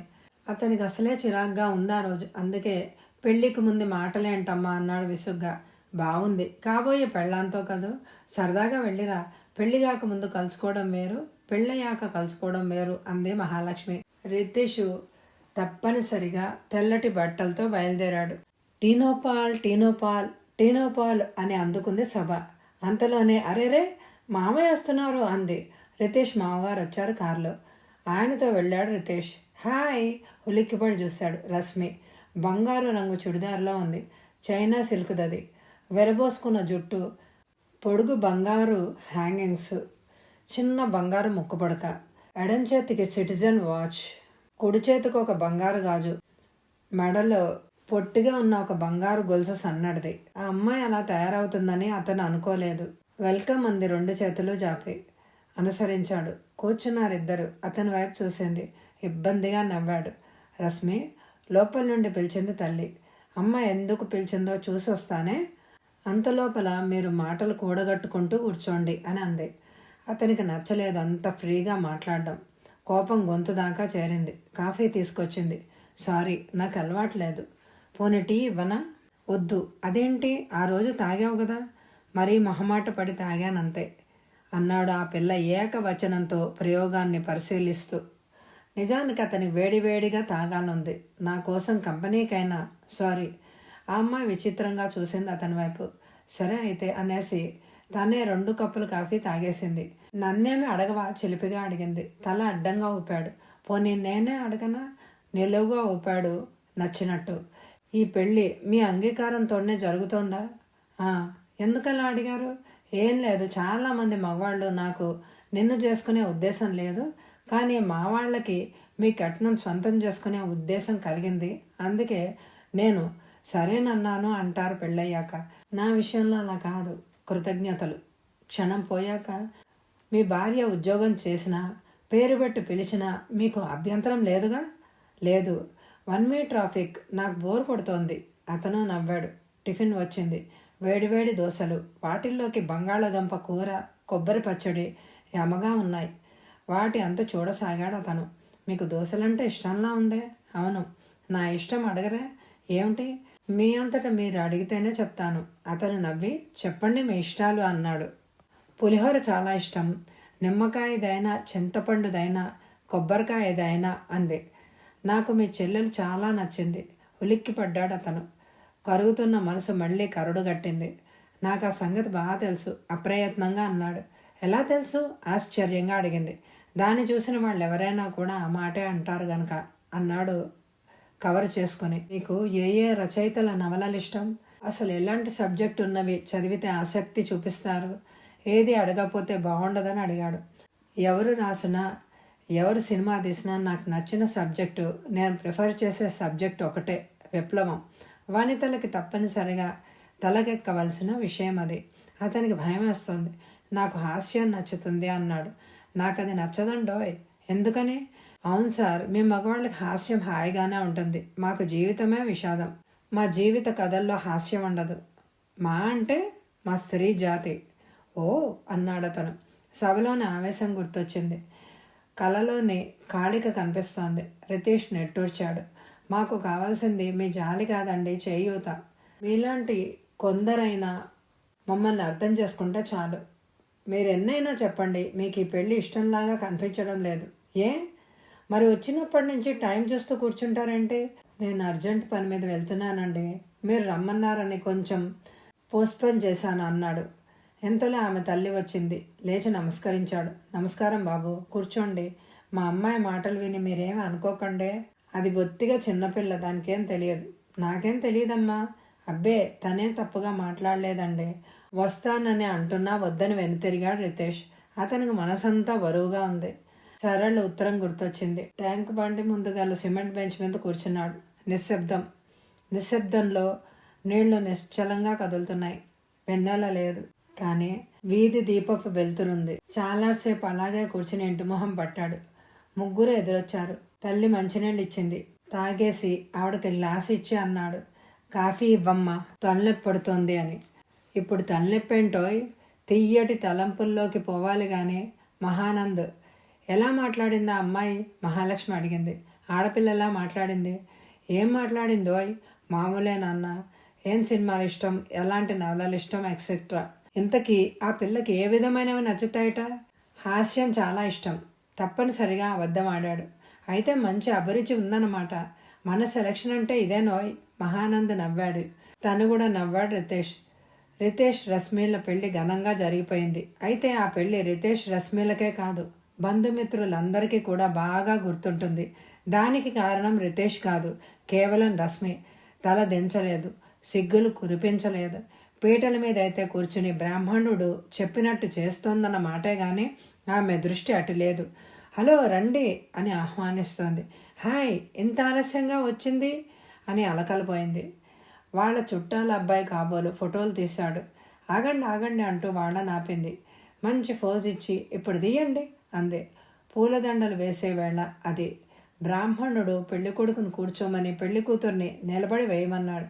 బ్రాహ్మణుడు సణుగుతున్నా, పక్కనున్న పెద్దలు నచ్చ చెప్తున్నా కూర్చునే వేసింది. తలంబ్రాల పళ్ళం ఎత్తిపోసేసింది. భర్త చేయగిల్లి అతని చేతిలోని బంగారపు ఉంగరం లాక్కుంది. రశ్మి సభలు బాగా కలిసిపోయారు. ఆ కొద్దిలోనే సత్యనారాయణ వ్రతం 3 నిద్రలు పూర్తయ్యాయి. రశ్మి స్వభావం మరింత తెలిసింది అతనికి. అతని అంచనా తప్పుగాలేదు. ఆమె అహంకారం నిండా గల ఆడది. సమానత్వం, స్వాతంత్ర్యం అనే ఉపన్యాసాలు ఇవ్వగల దిట్ట. కానీ అత్తమామల దగ్గర బుద్ధిగా ఉంది. ఆ రోజు తల్లిని అడిగాడు రితేష్. అమ్మా, మాతో నువ్వు వచ్చి కొన్ని రోజులు ఉండవా అని. అలాగేరా, తప్పకుండా వస్తాను. కోడలికి కాస్త 4 చెప్పినట్టు ఉంటుంది అంది మహాలక్ష్మి. గుండె నిండా గాలి పీల్చుకున్నాడు. తల్లి వస్తేనైనా రశ్మికి కాస్త వంట వార్పు వాగైరా నేర్పుతుంది అని. మన మనసులు కలిస్తే కానీ శరీరాలు దగ్గర కాకూడదట. ఏమిటా మాట తీరు?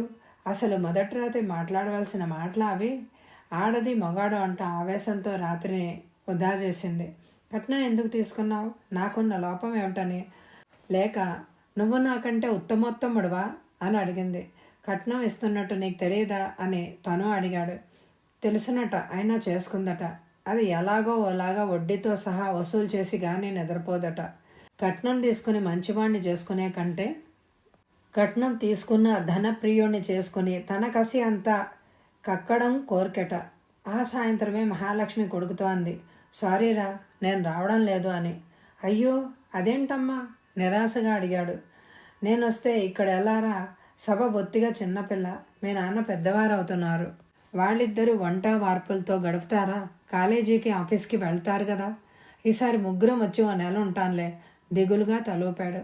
అసలు మహాలక్ష్మి రావాలనే అనుకుంది, కానీ మహానంద మెత్తగా మందలించాడు. కొత్త దంపతులు సరదాగా గడపకుండా నువ్వెందుకు మధ్యలో అని. కోడలికి అన్నీ నేర్పుతానండి. పాప మా పిల్లకి ఏమేమి వచ్చి ఉండదు. నిన్న మొన్నటి దాకా చదువుతో సరిపోయింది కదా. ఉడికని వంటకాలు తింటున్నా ఏకాంతమే బాగుంటుందా ఆ పరిస్థితిలో? నీకు ఆ మాత్రం తెలియదా లక్ష్మి? ఈ సంగతి ఏ కాస్త తెలిసినా రితేష్ ఎలాగో ఒకలాగా తల్లిని తీసుకెళ్లేవాడే. రైల్లో ఇద్దరు ఎవరి ఆలోచనలో వాళ్ళు ఉన్నారు. ఏమిటి ఇందాక నుండి అటే చూస్తున్నావు? ఉలిక్కి పడ్డారు ఇద్దరు. ఎదుటి సీట్లో కూర్చున్న చక్కటి భార్యతో అది లోపించిన భర్త అంటున్నాడు, కిటికీలోంచి చూస్తున్నానండి. నోర్మే, కిటికీ దగ్గరున్న వాడి మీదే ఉంది నీ దృష్టి. కిటికీ దగ్గరున్న రితేష్ ఇబ్బందిగా కదిలాడు. రశ్మి వైపు చూశాడు. ఆమె కళ్ళు చిదిమి దీపం పెట్టుకునేలా ఉన్న పిల్లకేసి చూసి చీకట్లో చూస్తే దూసుకునేలాగా ఉన్న వాడి వైపుకు తిరిగాయి. అసలు అతనే ఇందాక నుంచి నా వైపు చూస్తూ భార్యని ఎలా అంటున్నాడో కావాలనే గట్టిగా అంది రశ్మి. హష్, వినిపిస్తుంది అన్నాడు రితేష్. ఏం అట్నుండి వినిపించడం లేదా? ఆ అమ్మాయి రశ్మి వైపు ఒకసారి భర్త వైపు ఒకసారి చూసి తర్వాత కిటికీలోంచి చూస్తోంది. రితేష్ గాబరాగా చూశాడు, ఇంకేమన్నా అంటుందేమోనని. మెల్లగానే చెప్తాను లేవోయ్. ఆ అమ్మాయి కళ్ళలో ఎన్ని భావాలు ఉన్నాయో తెలుసా?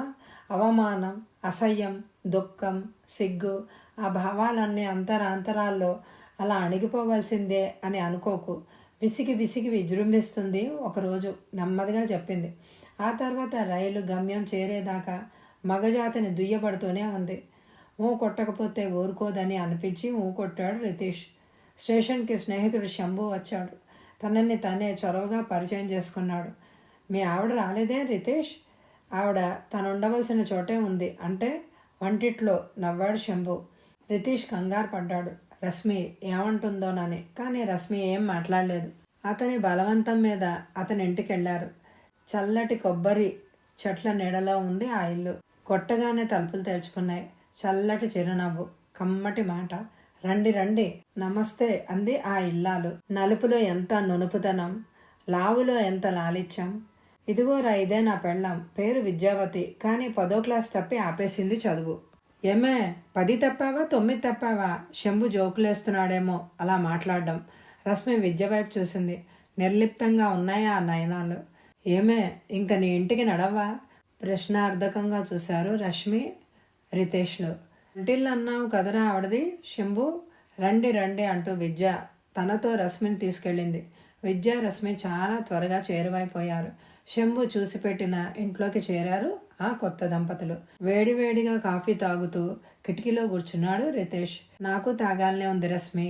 మరి పెట్టు, ఆ పని నువ్వు చేసినా తప్పులేదుగా. రశ్మి, నేనెప్పుడు చేయలేదు రితేష్. నేను చేయలేదు రశ్మి. మా ఇంట్లో అబద్ధం ఆడావెందుకు తాగనని. కానీ మీ ఇంట్లో శుభ్రంగా తాగావు. అప్పుడే అనుకున్నాను నీకెప్పుడు కాఫీ పెట్టకూడదని. బెత్తరపోయాడు రితేష్. కొత్త దంపతులం మనం, కోట్లాడుకోకూడదు కనుక ఒక కాంప్రమైజేషన్కి వద్దాం. ఏ పని చేసినా ఇద్దరం సగం సగం చేసుకోవాలి. ఆ పద్ధతిని కాఫీతో మొదలు పెడదాం. ఒకళ్ళు డికాషన్ ఇస్తే రెండో వాళ్ళు కలపాలి. అతనికి తల్లి తనని చూసి ఊరొచ్చినప్పుడల్లా బాధపడిన విధం గుర్తొచ్చింది. పాపం పిల్లాడు హోటల్లో తిండి తిని పాడైపోతున్నాడు. పెళ్లి చేస్తే నయ్యం అనేది నాన్నతో. ఇప్పుడు తనకి పెళ్ళి ఏ విధంగా లాభదాయకమైంది? చెప్పు రితేష్, నువ్వు డికాషన్ వేస్తావా కాఫీ కలుపుతావా? ఏదో ఒకటి చేస్తాను. అయితే డికాషన్ నువ్వే వేయి. నాకు ఎలా వేస్తారో ఐడియా లేదు రశ్మి. స్టవ్ వైపుకు నడిచాడు అతను. అంతరాత్మ తిట్టసాగింది అతన్ని. బ్రహ్మచారిగా ఉన్నప్పుడు కూడా నువ్వే చేసుకున్నావు, పెళ్లి చేసుకున్నా నీకు కనీసం కాఫీ సుఖం కూడా లేదేనరా అని. అలా ఆరంభమైంది నూతన దాంపత్యం. ప్రతిదీ సమానంగా జరగాలి. బట్టలు ఒకళ్ళు ఉతికితే మరొకరు ఆరేసి రావాలి, ఆరాక మడతలు పెట్టి రావాలి. వంట అయితే తరిగేదొకరు, చేసేదొకరు. అంట్లయితే తోమేదొకరు, కడిగేదొకరు. బయటికి వెళ్దాం పద అంది ఆ సాయంత్రం. తప్పదా? పగలలా చేసి అలిసి ఉన్నాను రశ్మి, అందుకే హాయిగా తిరగొద్దాం అన్నది. నేను బట్టలు మార్చేసుకుంటున్నాను అంది ఇక జవాబుకు ఆశించనట్టుగా. తప్పనిసరై లేచాడు అతను. లేత నీలం రంగు షల్వార్ కమీజు, అది స్లీవ్లెస్. ఆమెని కన్నార్పకుండా చూసి పిలిచాడు. రశ్మి అని. వచ్చింది. ప్లీజ్ నా కోసం స్లీవ్లెస్ మానేవా? నీకోసం ఇన్ని మానేశానుగా. నిన్ను ముట్టుకోవడం కూడా లేదు అనుమతించేదాకా. మగబుద్ధి కూడా నాకు తెలుసు. పెళ్లి కాకముందు ముద్దెచ్చే పిల్ల పెళ్లి కాగానే మొద్దులా అనిపిస్తుంది. అభినందించడం నీకు రాదు. నువ్వు ఆ మొద్దువి అని అనుకున్నాను. నువ్వు ఒట్టి మొద్దువే కాదు, మూర్ఖుడివి కూడా. నీ భార్యని ఇంతదాకా అందంలో అభినందించనే లేదు, కానీ లోపాలు చెప్తున్నావు. అంటే నీకు నువ్వే గోతులు తవ్వుకుంటున్నావు అన్నమాట. అంటే ఏం లేదులే, నాకు నీ మీద ప్రేమ రాకుండా చేస్తున్నావు అని అన్నాను. సినిమా హాల్లోనూ బయట కూడా అంతా తన భార్యను గుచ్చి గుచ్చి చూస్తున్నట్టు ఫీల్ అయ్యాడు రితేష్. కన్నె పిల్ల వైపు, వివాహిత వైపు ఒకేలాగా చూడరు. ఎంత అందమైనదైనా వివాహితకిచ్చే గౌరవమే వేరు. కానీ ఇలాగ తయారై పెళ్లి గుర్తులు తీసేస్తే ఎవరైనా అలాగే ప్రవర్తిస్తారేమో. తప్పి ఆడవాళ్లలోనే ఉంది అని అనుకున్నాడు. రశ్మి ఆలోచనలు వేరేగా ఉన్నాయి. మగవాడు ఎంత కుత్సితంగా ఆలోచిస్తాడో. తనని నలుగురు చూస్తున్నారు అంటే అతనెంత అనీజీగా ఫీల్ అవుతున్నాడో. భార్య అందగత్తె కావాలి, కానీ ఆ అందం ఏ మగవాణ్ణి త్రుటిపాటు చూసేలాగా ఆకట్టుకోకూడదు. అదతను సహించలేడు. ఇద్దరికి ఒకరిని చూస్తే మరొకరికి చాలా చిరాగ్గా ఉంది. అభిమానం, ఆప్యాయత అసలు మాటల్లోనూ రావడం లేదు. మరి రేపు నేను విద్యావతి గారిని రమ్మంటాను. ఎందుకు? నీకు వంట నేర్పుతారు. నువ్వు లీవ్ పెట్టాయి. ఏ, ఇద్దరం కలిసి నేర్చుకుందాం. నాకెలా వీలు పడుతుంది రశ్మి? ఇటు ఆఫీస్ పని చేస్తూ అటు వంట పని చేయడం నా తరం కాదు. నేను రేపో మాపో ఏదో ఒక ఉద్యోగంలో చేరబోతున్నాను. అది జరిగే పక్షంలో నాకు 2 పనులు ఉండవా? అయితే మాత్రమేం? మన దేశంలో వందలాది స్త్రీలు వంట చేసి ఇల్లు సర్దుకొని భర్త పిల్లల అవసరాలు చూసి ఆఫీస్కి వెళ్తున్నారు. మళ్ళీ ఇల్లు చేరుతూనే పనిలోకి వస్తున్నారు. నాకు ఆ పద్ధతి నచ్చదు. నేను మార్గదర్శకురాలను అవదల్చాను మా మగవాళ్ళకి.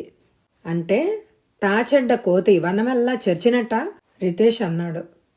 ఎలా అయినా అనుకో రశ్మి. అయితే ఏమంటావు రితేష్? నువ్వు నేను ఇద్దరం మనుషులమే అంటాను. నేను స్త్రీని అయినా నువ్వు పురుషుడివైనా ఇద్దరం సమానం అంటాను. ఎంత చదువుకున్నా, ఏ స్థాయికి ఎదిగినా వంటిల్లే ఆడదాని ప్రపంచమని భావించవద్దు అని అంటున్నాను. ఉపన్యాసాలతో కడుపు నిండదు రశ్మి. ఇది నీకు ఉపన్యాసంలా కనిపిస్తోందా? కానీ ఇది మా హృదయ వేదన. అది తగ్గాలంటే మాకు సమానత్వం వచ్చి తీరాలి. సరే, ఇన్ని మాటలు ఎందుకు? ఒకే ఒక్క మాట సూటిగా చెప్తా విను. నేను ఒక్కదాన్ని వంటిట్లో ఉండి వంట వార్పులు చూస్తూ కూర్చుంటాననేది కళ్ళ అంది తన గదిలోకి వెళ్ళిపోయి తలుపు బళ్ళున వేసుకుంటూ.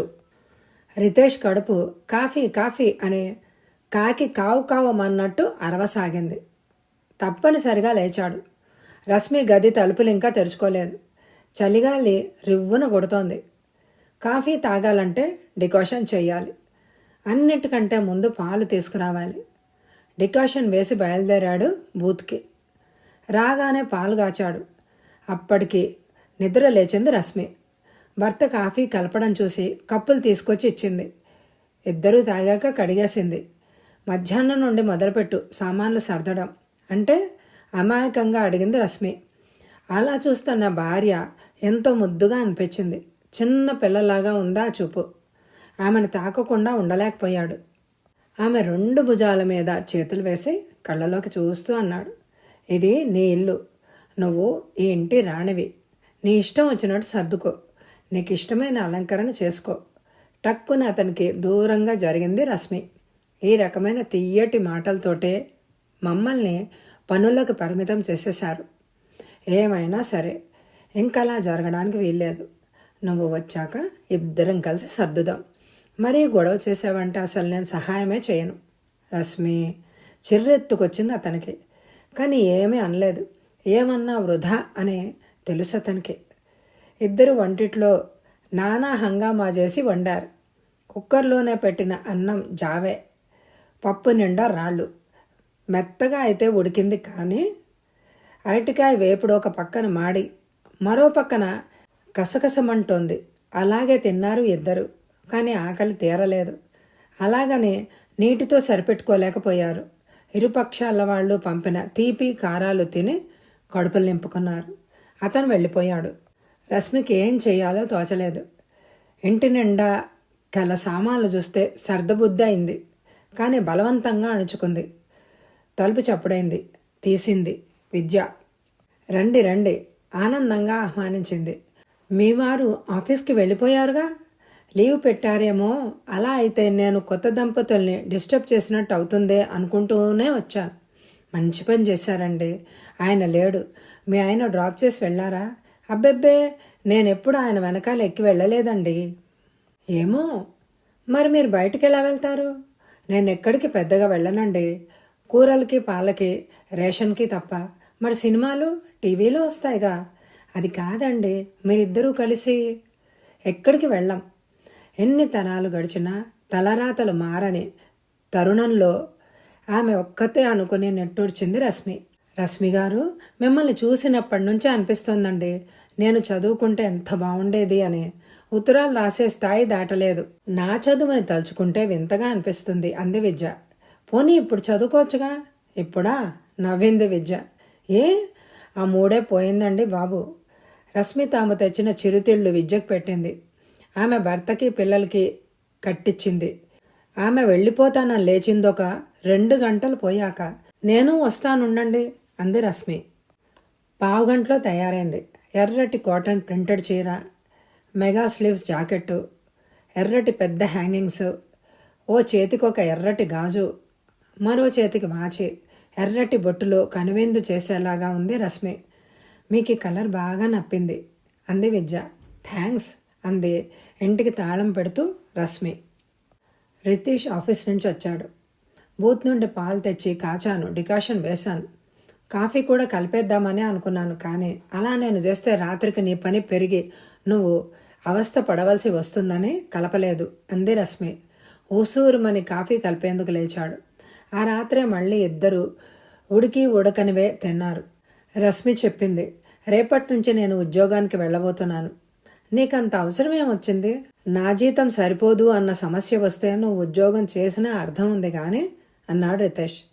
నువ్వు నీ ఉద్యోగం మానేసి నా సంపాదన తింటూ అన్నిటికీ నా మీద ఆధారపడి ఉంటావా? అలా ఉండగలవా? ఆహా, అదెలా వీలు పడుతుంది? ఊరికే ఉండి తింటూ ఊరికే ఉండిపోవాలన్న ఊహే అంత బాధగా ఉంటే నాకు కూడా అలా ఉండడం ఎంత బాధో ఊహించు.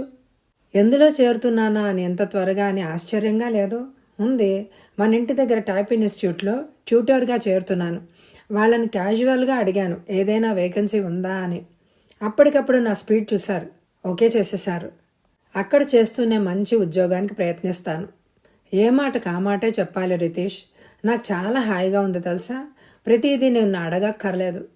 నిన్ను అడగడానికి మొహమాటం అనిపిస్తుందనో లేక నువ్వు లేదని అంటేనో నేను ముడుచుకుపోని అవసరం లేదు.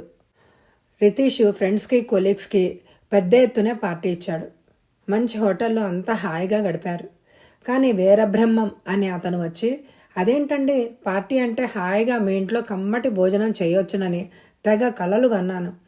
ఎన్నాళ్ళైందో కొరివికారం గోంగూర పచ్చడి తిని రోజులు ఈడుస్తున్న నాకు ఇదొక రిలీఫ్ అయ్యేది. మీ ఇంట్లోనే ఇచ్చి ఉంటే అన్నాడు. అతను ఒక బ్రహ్మచారి. సారీ అండి, మా ఆవిడకి వంట రాదు అన్నాడు రితేష్. భలే వారండి రితేష్ గారు, ఆ మాట చెప్పడానికి ఇంత మొహమాట పడతారా? మా భార్యలు ఉన్నారు కదండి, ఆవిడకి నేర్పేందుకు అన్నాడు ఒక పెద్ద మనిషి. రితీష్కి ఏమనాలో తెలియలేదు. వాళ్ళొచ్చినా రశ్మి నేర్చుకోదని తెలుసు. అడ్డదిడ్డంగా ఇంకా ఏమైనా మాట్లాడుతుందేమో అన్న భయం ఉంది అతనికి. ఇంతలో ఎవరో ఇంకేదో మాట్లాడడంతో రితేష్ పరువు కాపాడబడింది అని అనుకున్నాడు. ఆ మర్నాటి నుండి యాంత్రికమైన రొటీన్ మొదలైంది. రుచి పచి లేనివి వండుకొని తినడం, అంట్లు తోముకోవడం, బట్టలు ఉతుక్కోవడం, ఇల్లు ఊడ్చుకోవడం, ఇవన్నీ అలవాట్లేని రితేష్కి ఒళ్ళు హూనం అయిపోతోంది. చాలా నీరసంగా ఉంటుంది కూడా. ఆ మాటే రశ్మితోటి అన్నాడు. నీకైతే ఒళ్ళు నొప్పులే కానీ నాకు ఒళ్ళు ముట్టుకుని చూడు, జ్వరమే వచ్చింది అంది రశ్మి. ఆమె నుదురు మెడ ముట్టుకొని చూశాడు. నిజమే, కానీ అతనికి జాలేయలేదు. బాగా అయిందే అనుకున్నాడు కూడా. అవును మరి, మొగుడిని ఇంత కష్టపడితే దేవుడు క్షమించడు అని అనుకున్నాడు కూడా. పని మనిషి పాలవాడు చాకలి కుదిరారు. అయినా ఇద్దరికి చిరాకు, ఏదో అసంతృప్తి. ఒకే ఇంట్లో ఉంటున్నా ఒకటే బ్రతకలేకపోతున్నారు. కనీసం ఒకటిగా ఆలోచించలేకపోతున్నారు. ఈలోగా రశ్మికి మంచి ఉద్యోగం లభించింది. ఫ్రెండ్స్ సర్కిల్ పెరిగింది. వాళ్ళంతా ఆమెలాగే ఆవేశంగా మాట్లాడేవాళ్లే. నినాదాలు వారికి నిత్యకృత్యం అయిపోయాయి. నినాదాల ప్రసక్తి వచ్చినప్పుడు రశ్మి అవి ప్రారంభించిన విధమూ చెప్పాలి. ఆ రోజులాగే ఎవరి తాళం చెవి వాళ్ళు తీసుకుని ఆఫీసులకు వెళ్ళిపోయారు. రితీష్ మామూలుగానే 6 గంటలకు ఇల్లు చేరాడు. ఎవరు ముందొస్తే వాళ్ళు కాఫీ కలిపి ఫ్లాస్క్లో పోస్తారు పక్క వ్యక్తికి. ఆ రోజు అలాగే భార్యకి కాఫీ ఫ్లాస్క్లో పోసి తను తాగేశాడు రితేష్. రశ్మి ఎంతకు రాలేదు. రాకపోని నాకే అనుకోవాలని ప్రయత్నించాడు. సాధ్యం కాలేదు. ఏదో భయం, ఎందుకో కంగారు. అందం ఆవేశం సమపాళ్లలో గల తన భార్య ఏమైందో అన్న గాబరా గడియారం పరిగెడుతున్న కొద్దీ పెరగసాగింది. కాలుగాలిన పిల్లిలాగా చాలాసేపు ఇంట్లో తిరిగాడు. ఇంకా భరించలేక బయటపడ్డాడు. తనకి తెలిసిన వాళ్ళు ఎవరిళ్లకైనా వెళ్ళి వాకప్ చెయ్యాలి అని అనిపించింది అతనికి. కానీ ఎవరితోనూ అతనికి పరిచయం లేదు. ఆమె ఆఫీస్కి వెళ్ళాడు. హాఫ్ డే లీవ్ పెట్టిందని తెలిసింది. విద్య దగ్గరికి వెళ్ళాడు. తాళం పెట్టి ఉంది. అడ్డదిడ్డంగా తిరిగి ఎప్పటికో నీరసంగా ఇల్లు చేరాడు. వాకిట్లో కూర్చునుంది రశ్మి. గోడకి జారగీలబడి కూర్చున్న ఆమె మొహం చూస్తేనే తెలుస్తోంది ఎంత అలసిపోయిందో. ఆమె తాళం తీసుకుని లోపలికి ఎందుకు వెళ్ళలేదా అని ఆలోచించలేదు అతను. ఆమె ఇల్లు చేరిందన్న ఆలోచనే చాలు అతనికి. గబగబా తాళం తీశాడు. భార్య భుజాలు పట్టుకొని లేవనెత్తాడు. అలసి ఉన్న ఆమె అప్రయత్నంగా అతని భుజం మీద తలవాల్చుకుంది. అతని చేయూతతోనే లోపలికొచ్చింది. కాఫీ పెట్టాడు ఇద్దరికి. ఆమె తాగుతూ ఉండగానే కుక్కర్ పెట్టేశాడు. అలాగే అలసటగా వెనక్కి వాలింది రశ్మి. ఫ్యాన్ వేశాడు. లైట్ ఆర్పేశాడు. వంటిట్లోకెళ్ళి పనిలో నిమగ్నమయ్యాడు. పనంతా అయ్యాక కంచం నిండుగా అన్నీ పెట్టి రశ్మి ఉన్న వైపు వచ్చాడు. ఆమెను లేపి కూర్చోబెట్టాడు. వేయించిన వంకాయ ముక్కని అన్నంలో అద్ది ఆమె నోట్లో పెట్టాడు. రశ్మి కళ్ళు విప్పార్చుకొని అతన్నే చూడసాగింది. కూరలో చాలా కారం వేశాడు అతను. కానీ అతని కరస్పర్శ, అనురాగపు ఆ ప్రవర్తన, ఇంతసేపు ఎక్కడ ఉన్నావు, ఏం చేస్తున్నావు అని అడగకపోవడం ఆమెను ఎంతో ఆనందపరిచాయి, ఆశ్చర్యపరిచాయి కూడా. అందుకే కారం కూర కమ్మగా తోచింది. భార్యకో ముద్ద పెడుతూ తను ముద్ద చొప్పున తింటూ ఒకే కంచంలో భోజనం అంకాన్ని పూర్తి చేశాడు. ఇప్పుడు హాయిగా పడుకో అన్నాడు ఆమెని వెనక్కి వాల్చి. రీతూ పిలిచిందామె. వెళ్తున్న అతను ఆగాడు. నా పక్కన కూర్చో అంది నెమ్మదిగా. ఆశ్చర్యపోతూ ఆమె పక్కన కూర్చున్నాడు. అతని ఒళ్ళో తలదాచుకుంది రశ్మి. అంతే, వెక్కి వెక్కి ఆడవసాగింది. అతని వేళ్ళు ఆమె తలలో కదలసాగాయి. చాలాసేపటికి తేరుకున్న ఆమె ఇలా చెప్పింది. ఈసారి నుండి మన పాత్రలు నిర్వర్తిద్దాం. నన్ను క్షమించు రీతు. మన దేశంలోని ఎన్నో వేల లక్షల భర్తల కంటే ఎన్నో రెట్లు నువ్వు మంచివాడివని గుర్తించలేకపోయాను. అసలు ఏం జరిగింది రశ్మి? విద్య వెళ్ళిపోయింది రీతు. ఎక్కడికి? ఎప్పుడు? ఎక్కడికో తెలియదు. వెళ్ళి మాత్రం 15 రోజులైంది. వాళ్ళ దగ్గరికి వెళ్ళిందేమో. అలాగే నేను అన్నా. ఎవరూ నమ్మలేదు. నాతోటి ఆడవాళ్లే ఆమె మీద నీలాప నిందలు వేశారు. మగవాళ్లంతా ఆమెని మదాంధురాలుగా ముద్రించారు. కానీ అది అబద్ధమని ఆమె రుజువు చేసింది ఇవాళ. ఎలాగా? ఉత్తరం రాసింది అంటూ బ్యాగ్ తీసి ఉత్తరం బయటకు తీసిన రశ్మి అతని వైపు ఒకసారి చూసి చదవనారంభించింది. రశ్మి, ఈ పాటికి నన్ను ఒక పతిత కింద చిత్రీకరించి ఉంటుంది కదూ ఈ పాడు ప్రపంచం. నువ్వా మాటలేవి నమ్మవు అని నాకు తెలుసు. కానీ నీకు అనుమానం వచ్చుంటుంది. విద్య ఎక్కడికి వెళ్ళింది అని, ఎందుకు వెళ్ళింది, అసలు జీవించి ఉందా అని అన్నిటికీ సమాధానం చెప్పే ముందు నా కథ కొద్దిగా వినవు? రశ్మి, నేను ఎక్కువగా చదువుకోలేకపోవడం వల్ల మా ఆయనకి ఇష్టం లేదు అన్నమాట నీతో చాలాసార్లు అన్నాను, గుర్తుందా? చదువుకున్న వాళ్ళు ఎంతో వివేకవంతులు అని ఎన్నో ఊహించుకునే నేను పప్పులో కాలేశాను. చదువు మనిషిలోని చెడుని ఏమీ తీసేయదు అని అనిపించింది నేను చూసిన సంఘటన వల్ల.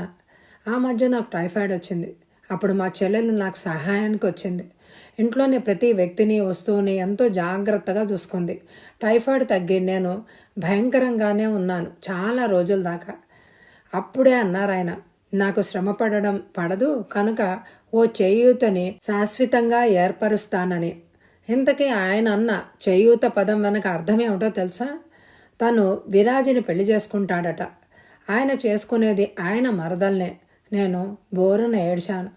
నీకేమీ అన్యాయం జరగనీయం అని ఇద్దరు హామీ ఇచ్చారు. నువ్వే చెప్పు రశ్మి, అన్యాయం చేసి కూడా జరగనీయం అనడంలో అర్థం ఉందా? నా మనసు వెరిగిపోయింది. ససేమేరా అన్నారు. సిగ్గు విడిచి అన్నలకి నా సమస్య స్పష్టంగా రాశారు. వాళ్ళు వచ్చి విరాజిని బాగా చివాట్లేసి తీసిపోయారు. కానీ అంతటితో నా కథ సుఖాంతం కాలేదు. విరాజి ఉద్యోగం పేరిట ఒక పల్లెలో ఉంటోందని తెలుసుకొని శంభు అటు వెళ్ళి వస్తున్నారని నిన్న మొన్నటి దాకా తెలియలేదు నాకు. నిలదీస్తే తామిద్దరూ ఒకరిని విడిచి ఒకరు ఉండలేరని, కానీ నేను కాదనడం వల్ల దూరంగా ఉండిపోయారని చెప్పారు. అసలే నిరాశగా ఉంటూ వచ్చిన నేను నిర్లిప్తంగా తయారయ్యాను. ఎలా ఆలోచించినా నేను అక్కడ ఉండలేకపోయాను. ఆ ఇంట్లోని ప్రతిదీ పరాయిగా తోచసాగింది. పిల్లల మీద నాకంత మమకారం ఉండేదా? అదంతా మరి ఎటుపోయిందో. అదీ కాక ఇలా మమకారాలు పెంచుకోవడం మూర్ఖత్వం అని అనిపించింది. వాళ్ళు ఆ తండ్రి పిల్లలేగా. ఇంకేం ఆలోచించలేదు. నా సామాన్లు సర్ది రైలెక్కేశాను. ఎరుగున్న వారెవరి దగ్గర లేదని తెలుసుకున్న వాళ్ళు నా గురించి 2 విధాలుగా అనుకోవచ్చు. 1, ఆత్మహత్య చేసుకున్నానని. 2, ఎవరితోనైనా లేచిపోయానని. ఆత్మహత్యకి ఆధారాలు లేవు కనుక లేచిపోయాననే ధృవీకరిస్తారు అంతా. నేను సన్యాసం పుచ్చుకున్నా రశ్మి. ఇదే నీకు నేను రాసే ఆఖరి ఉత్తరం. ఈ సందర్భంలో నీకు ఒక మాట. స్త్రీలు వెనకబడి ఉన్నారని, వారికి సమానత్వం ఇప్పటికీ రాలేదని వాపోతావు నువ్వు. దానికి కారణం పురుషులేనంటూ దుయ్యబడతావే కానీ పూర్తిగా వాళ్లే కారకులు కారు. మనం వెనకబడ్డానికి అసలు కారణం మన తోటి స్త్రీలే. తన కూతురు అల్లుణ్ణి గుప్పిట్లో పెట్టుకుందని మురిసిపోయే తల్లి తన కోడలు కొడుకుతో ఫ్రీగా మాట్లాడుతున్నా సహించలేదు. ఓ ఆడపిల్లగా అవస్థపడి కన్నరికం వదుల్చుకున్న ఆడదే మరో ఆడపిల్ల లాంఛనాలు తక్కువగా తెచ్చింది, ఆడపోడ్చి అయిన తనకి అంటూ తర్కానికి దిగుతుంది. తను తన అత్తవారింట పూచిక పుల్ల ముట్టుకోదు, కానీ తన వదిన తన అత్తవారింట వంచిన నడుము ఎత్తకూడదు. వివాహిత పురుషులతో వ్యవహారం నడిపితే వనితలు అరుదు కాదని తెలిసింది కదా. మన ఆడవాళ్లలో ఉన్న ఇంకొక పెద్ద లోపం ఏమిటో తెలుసా? ఆడపిల్లని మగపిల్లవాణ్ణి ఒకేలాగా నెప్పులు పడి కంటారు. పక్షపాత వైఖరితో పెంచుకోవడం. స్త్రీలలో మన దేశంలో అక్షరాస్యులు 24.88% మాత్రమే, కానీ పురుషుల సంఖ్య 46.7%. ఒక్క కేరళలోనే స్త్రీ పురుషులు సమానంగా చదువుకుంటున్నది అని మొన్నెప్పుడో తెలుగు దినపత్రికలో చదివాను. ఇంతకీ నేను చెప్పేది ఏమిటి అంటే, లోపం మనలోనే ఉంచుకొని మగవారినే దుయ్యపట్టడం మూర్ఖత్వము అని. అదే కాక తిరుగుబాటు తలెత్తిన గాంధేయ పద్ధతిలో శాంతియుతంగా అయితే ఫలితం ఉంటుంది, కానీ నువ్విది చెప్తే నేనది చెప్తాను అనడంలో ఉండదు. ఎంతోమంది మగాళ్ల కంటే రితీష్ నయమే, కానీ ఆ మంచితనానికి హద్దు నిర్మిస్తున్నావు నువ్వు. ఆ పని చెయ్యొద్దు. బ్రాకెట్లో ఉంది, పైకి చదవలేదామె. ఈ తరం ఇల్లాలకి ఇంతకంటే ఈక్వాలిటీ లభించదు కనుక నీ పిల్లల టైంకి నువ్వు ఆధునికంగా ఆశయానికి అనుగుణంగా పెంచు. నువ్వు ఒక ఆదర్శ స్త్రీగా మిగిలిపో. నీ విద్య. ఈ ఉత్తరం మధ్యాహ్నం ఇంటికి వచ్చని నేను చూశాను. ఆఫీస్కి హాఫ్ డే లీవ్ పెట్టి ఆమె యవ్వనం సినిమా వాల్ పోస్టర్ తగలబెట్టి అలాంటి సినిమాలు విడుదల చేయొద్దు అని ఊరేగింపుగా వెళ్ళి సెక్రటరీరేట్కెళ్ళి చెప్పాలని మా ఉద్దేశం. ఆ పనే జరిగింది. ఎక్కడ ఎవరితో ఎలా క్లాష్ వచ్చిందో కానీ మగపిల్లలు అక్కడ గుమికూడి పోలీసులన్నీ రెచ్చగొట్టారు. వాళ్ళేమో లాఠీ చార్జ్ చేశారు. అంది రశ్మి తన శరీరం మీద గల కమిలిన గుర్తులు చూపించి. రితీషు ఆమెకి గాయాల మీద మందు రాసి కాపడం పెట్టాడు. కాళ్ళు చేతులు పడుతూ కూర్చుండిపోయాడు. ఒక ఆడదానికి పని చేస్తున్నానేమిటి నేను అని అతను ఆలోచించలేదు. మగవాడు నా కాళ్ళు పట్టుకున్నాడేమిటి అని రశ్మి కూడా గర్వపడలేదు. ఆమెకి చేయడంలో అతనికి తృప్తి. అతని స్పర్శలో ఉపశమనం, హాయి ఆమెకి. భారంగా కళ్ళు విప్పాడు రితేష్. రశ్మి నవ్వుతూ నిలబడి ఉంది. ఆమె చేతిలో కాఫీ కప్పులు. ఆమె అతని ఇష్టానికి అనుగుణంగా ఆరణాల ఆడపడుచులాగా తయారై ఉంది. నేను పాలే తేలేదే ఇవాళ. కానీ కాఫీ తెస్తున్నావు నువ్వు? చల్లారిపోతోంది, త్వరగా మొహం కడుక్కో. అతని ప్రశ్న వినిపించుకోనట్టే అంది. రితేష్ ఆమె చెప్పినట్టే చేశాడు. కాఫీ కప్పు ఒకటి అతని చేతికి ఇచ్చింది. ఇద్దరూ తాగసాగారు. ఎలా ఉంది? రశ్మి అడిగింది. మంచి మనసుతో కలిపావు కదా, అందుకే చాలా రుచిగా ఉంది అన్నాడు రితేష్. రశ్మి నవ్వింది. రితేషు నవ్వాడు. కాఫీ కప్పు కింద పెట్టేసి భార్యని దగ్గరికి తీసుకున్నాడు. నిమిషం నిశ్శబ్దంగా అతనిలో ఒదిగిపోయిన ఆమె తప్పనిసరిగా విడివడింది. ఏం అడిగాడు. అవతల నాకు చాలా పనుంది రశ్మి అంది. ఆ రోజు పూర్తి వంటంతా ఆమె చేసింది. ఏ వంటకం రుచిగా కుదరలేదు, కానీ అన్నీ రితీష్కి అద్భుతంగా తోచాయి. తన భార్య తన కోసం కష్టపడి చేసింది అన్న ఆలోచన కలగడం చేత ఆ మాటే మెరిసే కళ్ళతోనే చెప్పాడు. చెత్తగా ఉన్నదాన్నే ఎంత మనస్ఫూర్తిగా మెచ్చుకున్నావు కదా, నిజంగా అద్భుతంగా ఉంటే ఎంత అబ్బురపడతాడో అని అనుకుంది. ఎందరి దగ్గరో ఎన్నో వంటలు నేర్చుకుంది. ఇప్పుడు ఆమెకి పగలు రాత్రి అన్న తేడా లేనంత పని ఉంది. అయినా ఆమెకి సంతృప్తిగా ఉంది. రితీష్కి భార్య ప్రపంచం అయిపోయింది. ఆఫీస్ నుంచి టెన్షన్గా ఇంటికి వచ్చేస్తున్నాడు. వంటిట్లోకి ఆమెతో పాటే వస్తున్నాడు. కానీ ఆమె ఏమీ సహాయం చేయనివ్వడం లేదు. కూర్చుని కబుర్లు చెప్పు చాలు అంటోంది. అదే చేస్తున్నాడు. మహిళా సంఘానికి వెళ్ళడం కానీ, మహిళల హక్కుల గురించి కానీ, కనీసం భర్తతోనైనా మాట్లాడడం కానీ చేయడం లేదు ఆమె. ఆ తర్వాత ఒక పిల్లాడికి తల్లైంది. ఆఫీస్ పని, ఇంటి పని, అందమైన కొడుకు పని కూడా ఆమె చేసుకుంటోంది. చిరాకు విసుగు ఏమీ చూడకుండా. రితీష్లో కూడా ఇప్పుడు స్త్రీ ద్వేషం లేదు. ఇప్పుడు రశ్మిలోనూ పురుష ద్వేషం లేదు. ఆ రోజు శనివారం కావడంతో భార్యాభర్తలు ఇద్దరూ ఇంట్లోనే ఉన్నారు. రితీష్కి అయితే సెలవు రోజంతా టీవీ నిద్రతో గడిచిపోతుంది. కానీ రశ్మికి చాలా పని ఉంటుంది. ఆఫీస్ హడావిడి వల్ల పెండింగ్లో ఉంచిన పనంతా తప్పనిసరిగా చేయాలి. ఇల్లంతా దులిపి సర్దింది. పిల్లాడికి తలంటి తాను తలంటుకుంది. ఆ రోజు స్పెషల్ కావాలి రితేష్కి. ఆమెకి ఓపిక లేదు, కానీ భర్తని సంతృప్తి పరచడం కోసం ఎన్నో చేసింది. స్వీట్స్, హాట్స్ కూడా చేరాయి. ఎంతలో పోస్ట్ వచ్చింది. టీవీ ముందు కూర్చున్న రితేష్ ఉత్తరాన్ని తెచ్చాడు, చదివాడు. అందులోని సారాంశం ఇది. సభకి పెళ్లి నిశ్చయమైంది. మీరు వీలైనంత త్వరగా రండి అని. రశ్మికి, రితేష్కి చాలా సంతోషాన్ని కలిగించింది ఆ వార్త. హడావిడిగా ఆ అమ్మాయి పెళ్లికి ఇక్కడి నుండి తీసుకు వెళ్ళవలసినవన్నీ అమర్చుకున్నారు. వెళ్లేదాకా ఇంకా ఏదో అమర్చాలన్న ఆలోచనే. ఇద్దరూ 4 రోజులు సెలవు పెట్టి వెళ్లారు. మహాలక్ష్మికి, మహానందకి చేయూతగా ఉన్నారు. శుభలేఖలు వచ్చయ్యాయి. పిలుపులు పూర్తయ్యాయి. ఆ రాత్రే పెళ్లి. మగ పెళ్లి వారు విడుదల ఉన్నారు. వాళ్ళకి ఇంకేమైనా కావాలేమో కనుక్కునేందుకు వెళ్ళాడు రితేష్. కానీ మాటలేవో వినిపించి ఆగాడు. అమ్మా, నాకొచ్చిన పీడకలు గుర్తొస్తే పెళ్లి చేసుకోవాలని అనిపించడం లేదు. ఏం కలరాది? ఒక ఆడది అప్పర ఖాళీలాగా ఉన్నది నా వెనక పరిగెత్తుకుంటూ వస్తున్నట్టు. ఆ మధ్య ఒకసారి కలవచ్చింది. ఈసారి అది నన్ను పట్టేసుకుంది, నలిపేస్తోంది, గోళ్లతో గేరేస్తోంది, కూరలతో పొడిచేస్తోంది. అది పీడకలరా? కానీ నువ్వు చూడబోయేది కమ్మటి కలలాంటి జీవితం అంది పెళ్లి కొడుకు తల్లి. రితేష్ వచ్చిన పని మర్చిపోయి వెనక్కి తిరిగాడు. మర్చిపోయిన గతం ముందుకొచ్చింది. గతం తాలూకు ఆలోచనలతోనే ఇల్లు చేరాడు అతను. గుమ్మం వైపు చూశాడు. గోడలకి రంగులు మెరిసిపోతున్నాయి. పచ్చటి రంగుతో ఉన్నాయి గడపలు. మామిడాకుల తోరణాలు కట్టి ఉన్నాయి గుమ్మాలకు. కళకళలాడుతోంది పెళ్ళిళ్ళు. లోపలికి అడుగుపెట్టాడు. అద్దం దగ్గర కూర్చుంది సభ. పుత్తడిని పరిహసించే ఛాయలో పువ్వులను పక్కకి నెట్టే నాజూకుతనంతో పెళ్లి కళ్ళతో మెరిసిపోతూ ఉంది. అది అతను చూడడం లేదు. కానీ అతను అక్కడే నిలబడ్డాడు. సభ మాట్లాడుతున్న మాటలు వింటూ అలాగే నిలబడిపోయాడు. నేను వాడి ముందు బుర్ర ఉంచుకోబోతున్నానని ఆశ్చర్యపోకండి. వాడు బుర్ర ఎత్తి కూర్చునేది ఇదే ఆఖరిసారని గుర్తుంచుకోండి. కుక్కకి గొలుసు కట్టి లాక్కుపోతున్నట్టు వాడు నాకు తాళిగట్టి తీసుకుపోతాడని వెక్కిరించకండి. ఆడది దలుచుకుంటే బొమ్మిని తమ్మిని చేయగలదని నేను రుజువు చేసేదాకా ఆగండి. నా నుండి కట్నం తీసుకున్న అతన్ని ఎలా కాల్చుకు తింటానో త్వరలో చూద్దురుగాని. సభ ఆవేశపడుతోంది. అలా చాలాసేపటి దాకా మాట్లాడుతూనే ఉంది. చటుక్కున వెనక్కి తిరిగాడు అతను సభ వైపు చూడలేకపోయాడు. ఏంట్రా అన్నా వెళ్ళిపోతున్నావు? నీ తోటి మగాణ్ణి కాల్చుకు తినబోతున్నాననా అంది సభ. అవునే అన్నాడు గబగబా ముందుకు నడిచిపోతూనే. డాబా ఎక్కాడు. ఎవ్వరూ లేరక్కడ.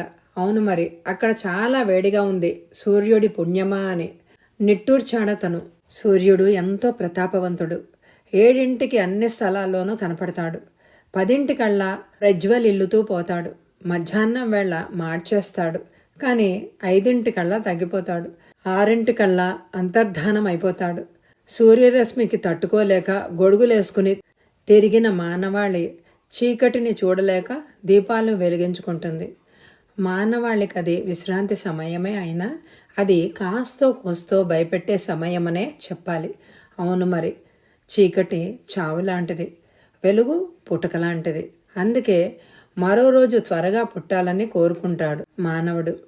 అలా సూర్య దర్శనానికి తపనగా ఎదురుచూస్తాడు.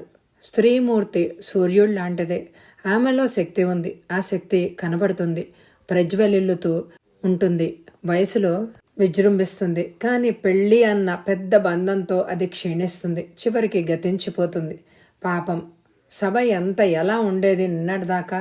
ఇవాళ ఆమెకి గల ఆ జీవితం ముగిసిపోతుంది. ఇవాల్టి రశ్మిలాగా తయారైపోతుంది. సమానత్వం, స్వేచ్ఛ, స్వాతంత్రాలను తనంతట తానే వదులుకుంటుంది. కేవలం ఒక బానిసగా మిగిలిపోతుంది. ఆ బానిసకి గల అందమైన పేరే భార్య అని మర్చిపోతుంది. రేపటి పెళ్లి కూతుళ్ళంతా నేటి స్పీకర్లే. అవును, వాళ్ళు కేవలం స్పీకర్లే. రేపటితో వాళ్ళు తమ భవిష్యత్తును, భావాలను, బాధ్యతలను, బంధాలను భార్యామణులు అన్న పెద్ద పేర్లతో తుడిచేసుకునే స్వీపర్లే. నేటి ఈ స్పీకర్లు రేపు స్వీపర్లు. స్వేచ్ఛని, సమానత అని, స్వాతంత్రాన్ని తమ చేత్తో తాము తుడుచుకోవడం వల్ల ఎల్లుండి వీళ్ళు మరీ అన్యాయం. తమతోటి స్త్రీ జీవితాలను కోడళ్ళు అనే కక్షల వల్ల స్వీప్ చేసి పారేస్తారు. అవును మరి, అంతకు ముందే కదా వాళ్ళు తమ అత్తలనే స్వీపర్ల చేత తోసి పారేయబడింది. రేపటి పెళ్లి కూతుళ్ళు మీరు స్పీకర్లుగా మిగిలిపోకండి. స్వీపర్లుగా మారిన మీ స్వేచ్ఛ, స్వాతంత్రం, సమానత్వం నెట్టేయకండి. మీ తోటి స్త్రీలో గల ఆ మూడిటిని తుడిచేందుకు తలపడకండి. మీలోని బానిస భావాలను, అసమాన పద్ధతులను, తలవొగ్గే స్వభావాలను తుడిచేయండి. అంతేకాదు, మగవారిలో గల మగ అన్న అహాన్ని, అధికుడిని అన్న అహాన్ని, ఆడదాన్ని అణిచి వేయగలను అన్న భావాన్ని ఊడ్చేయండి. కక్షగా ఊడ్చి పారేయండి.